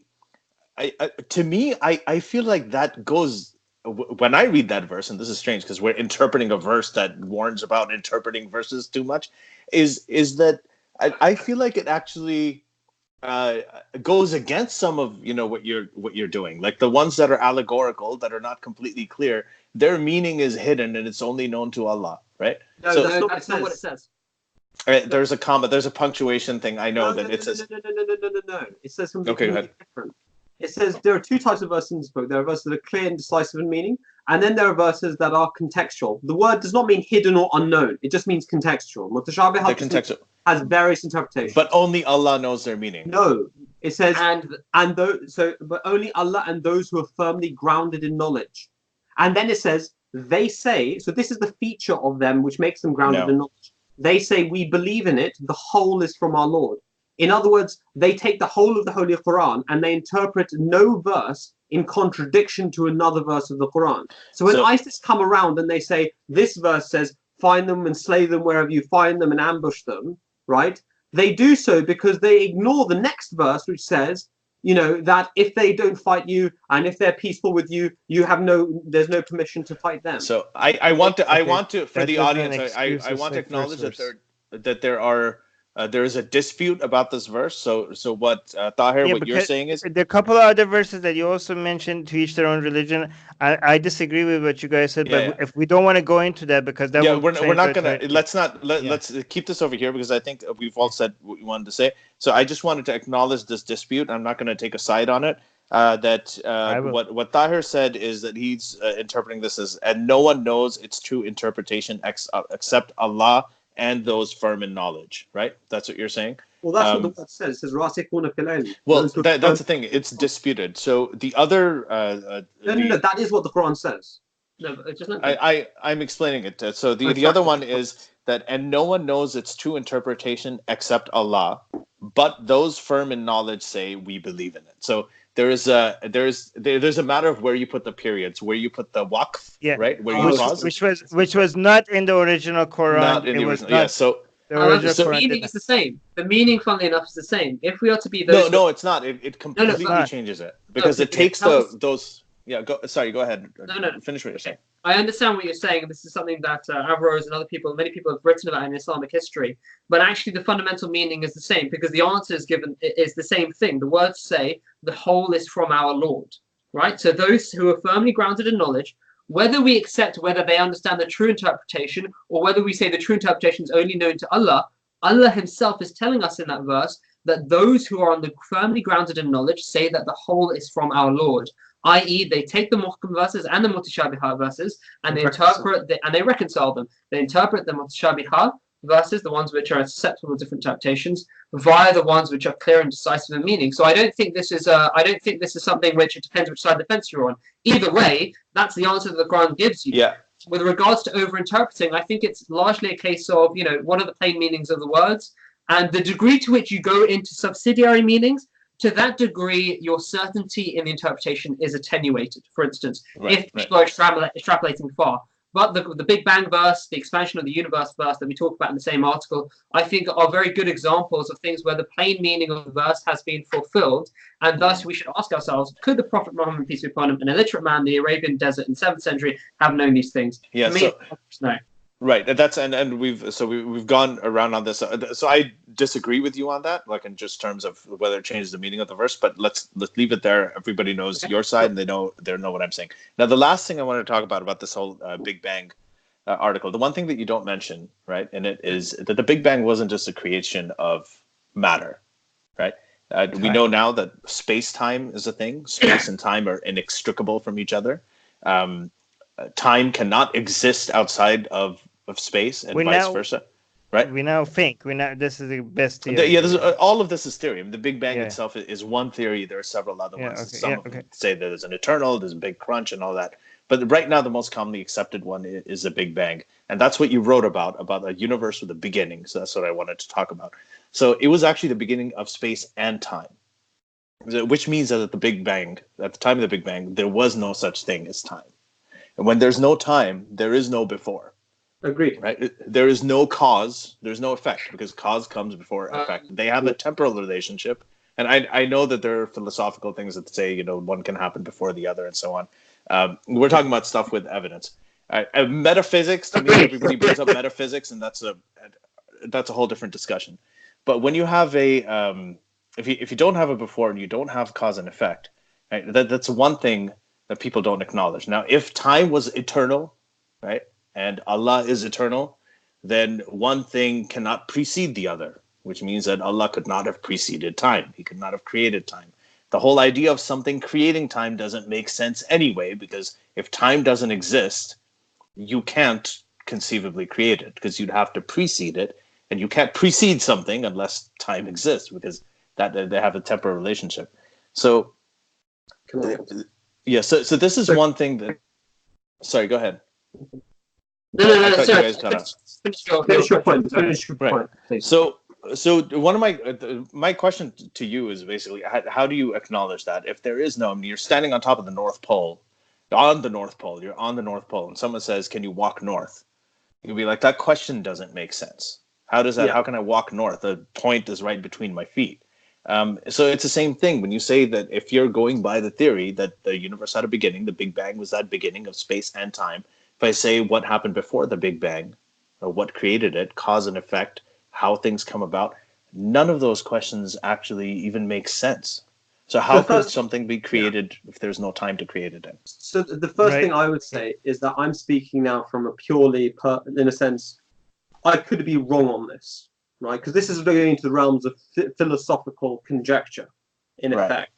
But I would say simply this, that time is a measure of change. So if you imagine a chair in a box, and nothing, not an atom, not a molecule, nothing, not even entropy applies to that chair. Can you say that time has applied to that chair? I would say you cannot, because nothing has changed. And time is effectively just a measure of change, right? So that's how I would philosophically define time. Now, in terms of what happened previous to the Big Bang and how could God have initiated it when, in a way, there's no time for God to initiate anything. Right. I'm so glad you understand this, at least, because so many people don't. Yeah. To be perfectly honest, this is a very deep question that actually you either get to when you really look into religion or you really look into atheism. This is the last question at the bottom of the barrel. Yeah. Right? And my personal view is that God in the Qur'an is described as unchanging. God is always in, all of his attributes are always in operation. And therefore, there is no such thing as God moves from a state of not creating to a state of creating. God is always creating universes. God is always creating every new moment. So God is always creating universes. He's always sustaining universes. He's always destroying universes at every moment of existence. So there is no such thing as God moving from a state of non-existent, not creating, to a state of creating. But how can you even have the whole idea of creating is something that human beings have had to accept because we cannot imagine a world or a universe without time. Creation itself, the act of creating, cannot exist if you don't have, if time doesn't exist, right? So I would have such a perfect response to this if I was on the theistic side. But I'm not, so I'm not going to. Armin, go ahead. It's okay. No, I'm not going to. This is like me against you three. Can I give my answer? That's what it is. That's it. I would delineate causality and temporality. So I would delineate causing something and time existing. I don't think you need time in order to cause. You can be causally prior to something and yet be a timeless entity. Okay? Because otherwise that would mean that time didn't exist. If we agree that time exists and it can't be past eternal, can't have always existed, which is, we believe for philosophical reasons, then it is necessary that you believe that there is some kind of cause of that time. And the necessary attribute of the causing entity is that it is timeless. No, so I don't. Whether we can, let me just finish. Whether we can conceive of it or not is completely irrelevant. I believe it's logically necessary to believe in an eternal being that is a timeless being which can cause things without itself being in a time stream. And I think the way that I conceive of these things is that ultimately God is always operating in this way. He is always creating. But whether I can conceive of it or not, I think is frankly irrelevant, because that's the logical necessity of the argument. Yeah, I disagree with that. I don't think that if time doesn't exist, something must have created. I think our field, something, there necessarily has to be a cause for something that exists out of when time doesn't exist. I think that's just something that human nature is. It's something that we can't conceive of, and it's really hard to talk about. When you talk about time as always existed, even a word like always, right? The only reason we use always, the only reason we use beginning or start of the universe is because we are much too familiar with time. The language of time is so deeply ingrained in everything, the way that we. But I wanted to let's go on to this idea of if everything must have a cause, right? So there's that old argument, and everybody's heard about it. We didn't say everything must have a cause. Okay, so you said the time must have a cause, but okay. So go when you finish what you perceive our arguments being, then if it's right or not, we'll let you know. Well, no, I mean, one of the biggest questions is that, okay, so God created this, God keeps on creating universes and all this. What is your answer to that? And this is a very common question, that what created God? Do you believe in this idea of a first cause? So we believe that everything that came to be must have a cause, i.e. everything that is not eternal, everything that has not always existed must have had a cause. Then we look at, because there has to be something eternal. If we're not saying that something just popped out of non-existence into existence, which I think we both agree is kind of impossible, logically impossible, we have to say that there is something which has always existed, which started off everything else. Then the only question is it the universe, or do we have to say that there's something prior to the universe? Well, when we look at the universe, and we would say philosophically, and this has been the battle raging for millennia philosophically, that actually, we're on the side of the fence that there has to be an initial cause. Because, for instance, if the universe had always, that would mean that there had been an infinite number of days preceding us. Infinite regress. Number of days, how can you add one day to get to today? That would mean that the past is not infinite, which would mean that there's an initial day, that there's an initial point, and that therefore the past is not eternal. Then we look at it from a scientific view, and we would say, actually, we have the Big Bang Theory, and we have very good reasons for believing that the universe has not always existed. And therefore, we say that the eternal entity must have preceded the universe, and it must be something which is, by its nature, uncreated. Eternal. Yeah, right. Now, so it has to be eternal. God. That gets you to an eternal entity that can create. And it can be anything, yes. So So that's a major, as you said, this philosophical thing has been going on for millennia. The only problem is that it assumes this whole idea that it must be eternal, the whole infinite regress, and coming up with the idea that whatever the first cause was is something that is that has to be eternal. That the only problem is that it assumes that time always existed, right? Now, if you actually come up with this idea that when you have the Big Bang, that the time did always itself exist, Ali. no I mean, based on what you just said, like, okay, so there were okay, no, when time there was no time for that, there was no time. So I mean, always mean at all times, right? If you translate always at all times, then whenever there was time, there was time. Okay, I get it. Like, I get you the know what I circular mean? thing you're saying. Yeah, but it's a we're circular not, thing. Yeah, but for the purposes that's the of, definition. That depends on the definition of always. Yeah, but that's not what I'm talking about. I'm talking about how when it's very difficult to talk about this concept, right, without invoking language that has temporal connotations like beginning or like always. If there was no time, that time did not exist. That means time always existed. There you go. But you know what I'm talking about, right? We're talking about a time. This is what I was going to say. I was going to say we're talking about a time when time did not exist, which is a statement that doesn't make sense. So I think if this is lost on all the audience, forgive me, but I think that you guys know what I'm talking about. Dwindling. Right. But what I'm saying is that if you have a concept of a first cause, right, and that is only necessitated when you're talking about infinite regress, if you're assuming that time is eternal. But if we are talking about something like the Big Bang, which was the beginning, quote unquote, beginning of time, right? Then in that case, the whole idea of a first cause becomes unnecessary. You don't even need a first cause because if it is the beginning of time, then there is no before. And any cause and effect relationship at that point, right? At that point is also a temporal thing, I know. But anything at that point just becomes, there's no relation to what happens, quote unquote, before it or after. I have to say quote unquote so many times. So this is like such a difficult conversation to have on a podcast. Oh my God, yeah. No, it's good. I like it. But do you understand what I'm saying, right? Like I think the thing is you're actually. I'm happy to answer it. I want to go. There you go. Okay. I think the problem is that you are trying to get something from nothing, and you believe that it's possible. Yes, I do. I mean, exactly. It is possible. I'm not saying it happened, but it is. It is not only philosophically possible, but now there is evidence. There is all the evidence for the Big Bang theory, right? Actually, it shows that it is. Wait, guys, scientifically possible. If there was no time before Big Bang, there was never a time that there was nothing. So there were always something. So you never got something from nothing. Armin, no. Listen. Armin's no, because there were always something. Because there was no time for the nothingness to exist. So something existed at all times. So there were always something. Sure, but where did it come from? Do you think the entire universe literally? Your question doesn't make any sense. Your question doesn't make sense because where suggests a space. Where suggests a space, and there was no space. Okay. No. So can I ask? Yeah.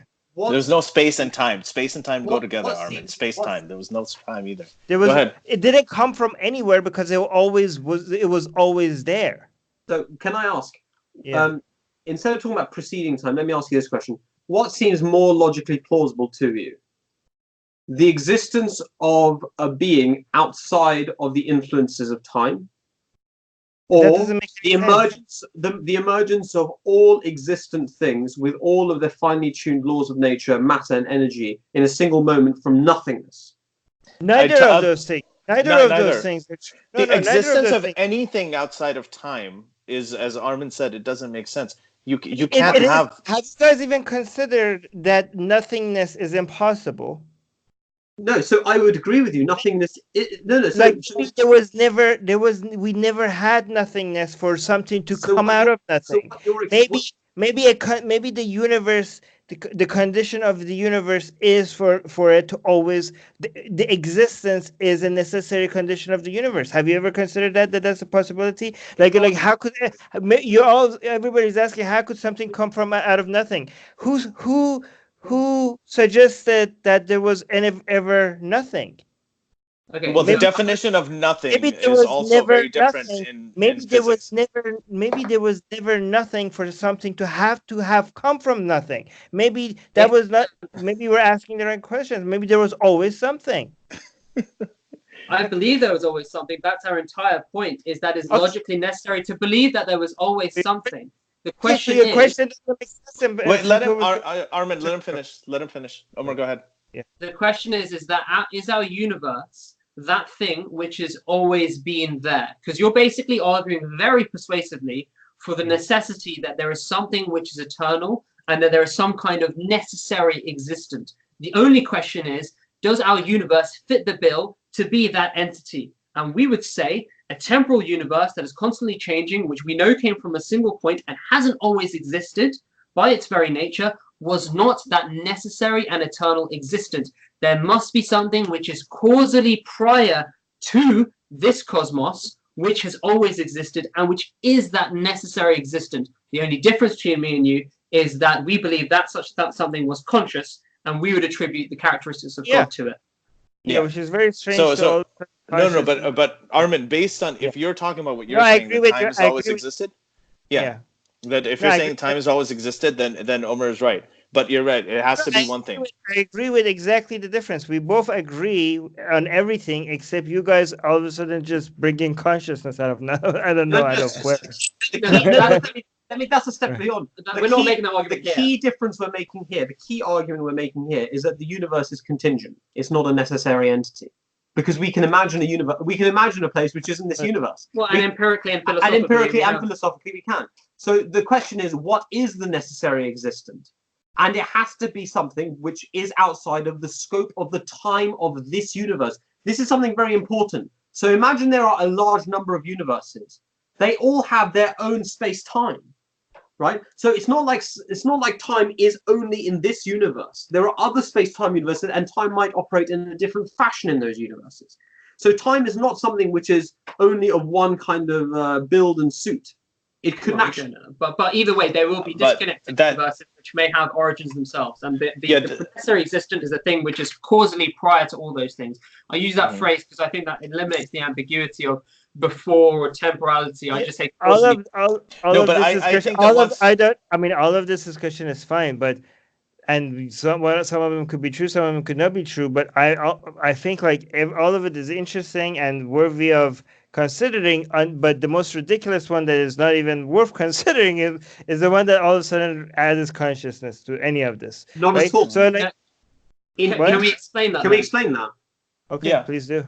So then. Do you want to do it? No, you go for it. No, you do it. You know this argument better than me. Go for it. So the question is, what is the nature of that entity? Is it conscious or is it unconscious? Well, for that, then we have to look into the nature of the product of that entity. What is the nature of the universe? Does it give us any hallmarks of requiring prior intelligence? And that's where we would come in with the fine-tuning arguments and say that given that the nature of the universe is specifically set up, it would seem, to produce life or to have the capacity of producing life, that outcome would only be valued by a living being, by a conscious being. And therefore, you already refuted that. Actually, the reason why you have the universe specifically set up to produce consciousness is because it's produced by a conscious being which had that intention in mind.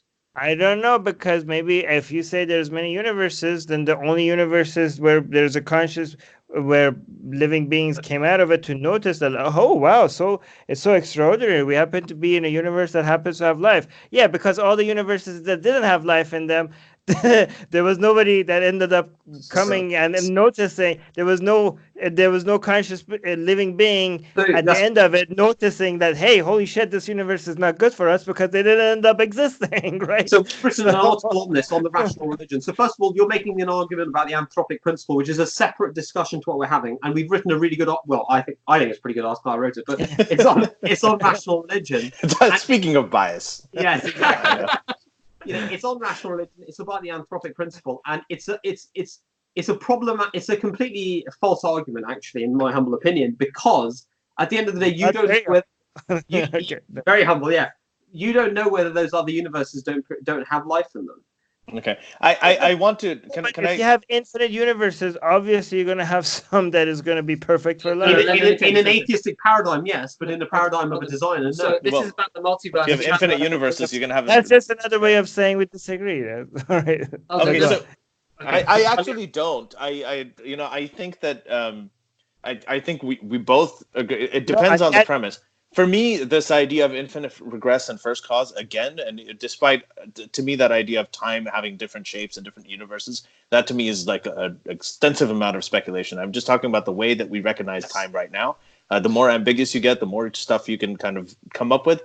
But to me, if you have the infinite regress and the first cause issue is actually addressed by this idea of the Big Bang Theory, the idea that time itself had a quote unquote beginning. Right, and that changes everything because it changes our notion of causality, and there's actually evidence for it. So I think that's different. But overall, if we go by what you're saying, which is a possibility, again, what I'm talking about again is not established fact. Then we both agree that yes, if there is a first cause, the only question is, and this is what I said right at the beginning, that when it comes to higher intelligence or first whatever, I'm agnostic about that. It could be, it may not be. Where I become atheistic about it is that first cause is, that created this universe of billions of galaxies, time dilation, actually wrote a book and divinely revealed it to a man in the 7th century that talks about, whether you can eat pork or not, or whether like those kinds of things to me narrow it down. So there are two things there.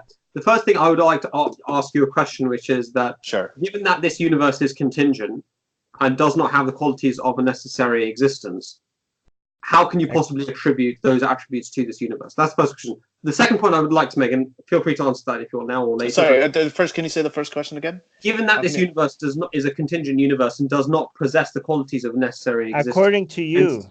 No. Yeah. No.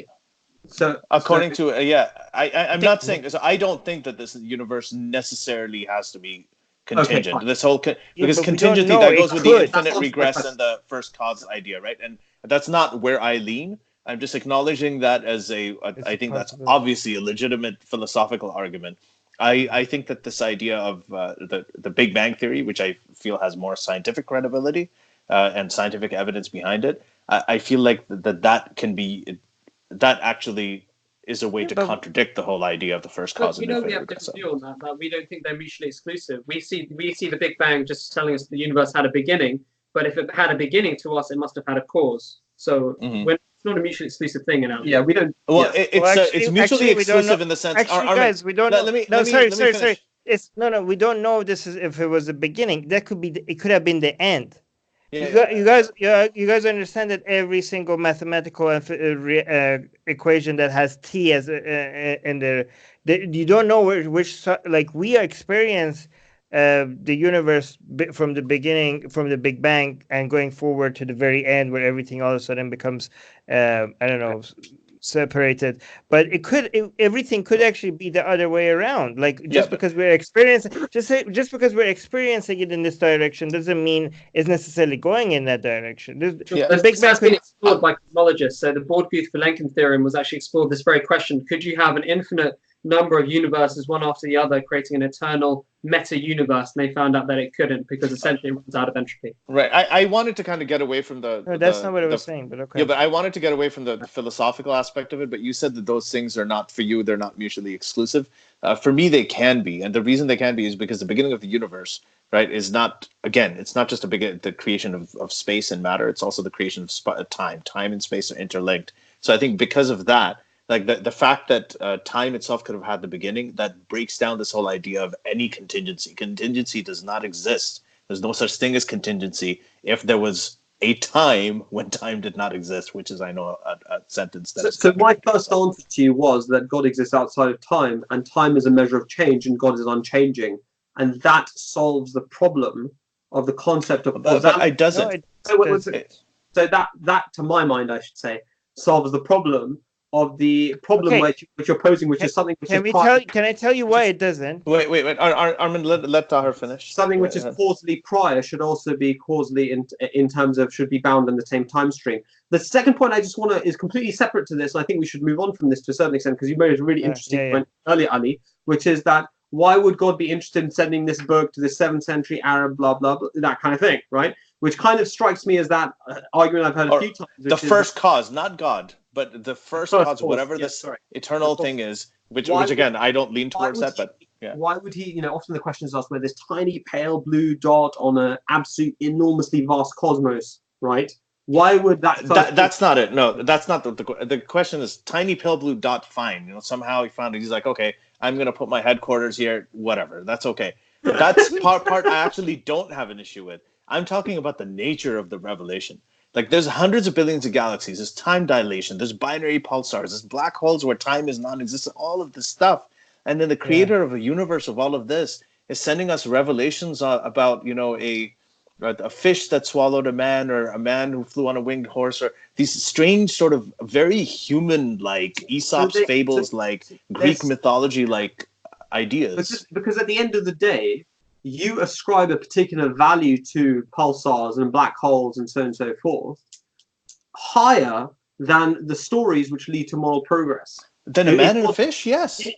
Yes, because at the end of the day, you're not looking at it from God's perspective, right? To him, a binary star is boring compared to a living organism which has consciousness and free will. I don't know about that. And no, it seems to know a lot about what God likes and doesn't like. No, it naturally has to be. Because at the end of the day, what is more valuable than a being that is conscious? There is nothing in the universe that is more interesting than that. And even if we are only 5'10" or 6 feet, when you have a petri dish, we're Asians. when you have a petri dish and it's full of empty space and rubbish and debris and physical chemical processes, and you have a single cell organism in the middle, you don't stare at the empty bits on the petri dish. You look at the cell, even though it occupies the smallest volume in that petri dish. And that is the purpose of your entire experiment, was to create that being that could ultimately know you. And the way it did that was through following a spiritual and moral path. Okay. Yeah, Armin. I just think he did a very poor job at communicating anything with us, given that we have had this like all these discussions for thousands of years, shows that if God wrote a manual the same as like United Nations or Amnesty International, if you look at their guidebooks, it's very much more clear and very much well everyone written. follows them, right? All the major powers follow the UN laws. No, but I'm just saying at least there's some understanding about what is being said, even if it's not perfect. You're missing the point again. I mean, God is not writing these books or dictating these books. Oh yeah, he's playing games with us. It's like, if you want me, you have to come. He's not. You have to solve these puzzles. To be able to get he's not writing these books as a proof that he exists. He's writing these books as an evidence for you to pursue a particular path so that God should then reveal himself. He's like a girl that wants to make it difficult. Like, if you have to earn me. You can tell him yourself one day. So, guys, I have to. I'm so sorry, but can I say one last thing? One last question. How is it that we can have these conversations on atheists and Muslims with you guys without any degree of hostility and enjoy it as well? And why is it so difficult to have these conversations? Like, why is it that some atheists can't have these conversations with other Muslims, and a lot of other Muslims find atheists that disagree with them hostile, and a lot of atheists find all Muslims, to be, hostile towards. Why is it that we are able to do this, and how could we get other people to have, even if we don't change, even if we don't change each other's opinions, we are able to have fun having these discussions, and we don't think less of each other just because we disagree. How can we do more of this? We recognize the value in each other. Mm-hmm. How can we? There's a mutual respect. I think that's actually, to me, that and the answer to this question is more important than the God question, right? How could we get more people to accept each other and accept their disagreements with each other, and be able to even find beauty in discussing their disagreements with each other without hating each other? Well, it's a deep question. I mean, this is ultimately from our perspective as religious people. Our whole directive from God is to, we believe, spread peace, spread goodwill and civility, and treat each other decently. All religions, not just Islam, we believe teach you to do that. So this is part of our religious training, and it's a religious injunction upon us, is to debate with each other in a goodly manner. That's what the Quran says. It says, you know, to talk to them in a goodly manner with people that disagree with you. So we're trying to fulfill that. And what we try and do is try and promote that. Because as you say, there are lots of religious people who don't have that approach. And I'm sure, and this is clearly what you're doing in your podcast, is to show people that don't believe in God, that also you can engage in this way. And, you know, the best proof of concept is an example. You know, that's what proof of concept is to actually demonstrate that this is possible. And that's what you've done very ably in this podcast itself, is to show that people can have different views, but actually discuss it and enjoy it nonetheless, and hopefully have more conversations after this as well. And so have you. So we really appreciate that. And we've talked a lot about beginnings and ends in this and time. So speaking of time, I wish that time didn't exist. Okay, that doesn't make sense, because that means that we would have more time. Yeah, see, there you go. That's how difficult this is to talk about. But guys, thank you very much. I would love to follow up. There's so much more stuff I have to talk to you about. Absolutely. But this is, again, you know, great website. Mention the website one more time. rationalreligion.co.uk. It is, and it's a great website, not because I agree with everything in it, but because I think that you have done something that we always try to do, is be aware of the other side's arguments, like understand them, acknowledge them in kind, counter them, and really have a discussion that way. And I really appreciate that, and that's why it really was amazing to have you guys on the show. Yeah. And if you like to have these discussions with them, just go find their YouTube channel, subscribe to their YouTube channel, and comment there and have a discussion about these topics. That's very kind of you. Thank you very much. We really appreciate it. And you know what? We would love to have this discussion with you guys again. Yeah, we would love to do that. I would call you, but I have to say one thing. There's going to be response to this podcast by saying, well, you know, they're Ahmadi Muslims and most Muslims don't consider them this and that. That's not what we're talking about. This is not about purposely. We did not make this a debate because we didn't want to have we wanted to have a conversation, and we wanted to just present all of you guys with it. So there's no winner, loser, whatever. And well, of course there's a winner. The winner's us, because it's our podcast. But no, I'm kidding. There's nothing like that. This is just a conversation, and we're talking about the content. It doesn't matter, you know, where they're from or who they're quoting. Like, the idea is that you'll see that what we talked about over here was ideas, and it's not a point of where it's coming from. So just wanted to preempt that ahead of time. And I think that most Muslims, mainstream non-Ahmadi Muslims, should appreciate the arguments you gave, because I find them at least a better, even though I don't agree with them necessarily, but I find them better arguments for their side, right, than their people are making. Like, we've had people on this show who've made absolutely ridiculous arguments. So I think that this was a lot of fun.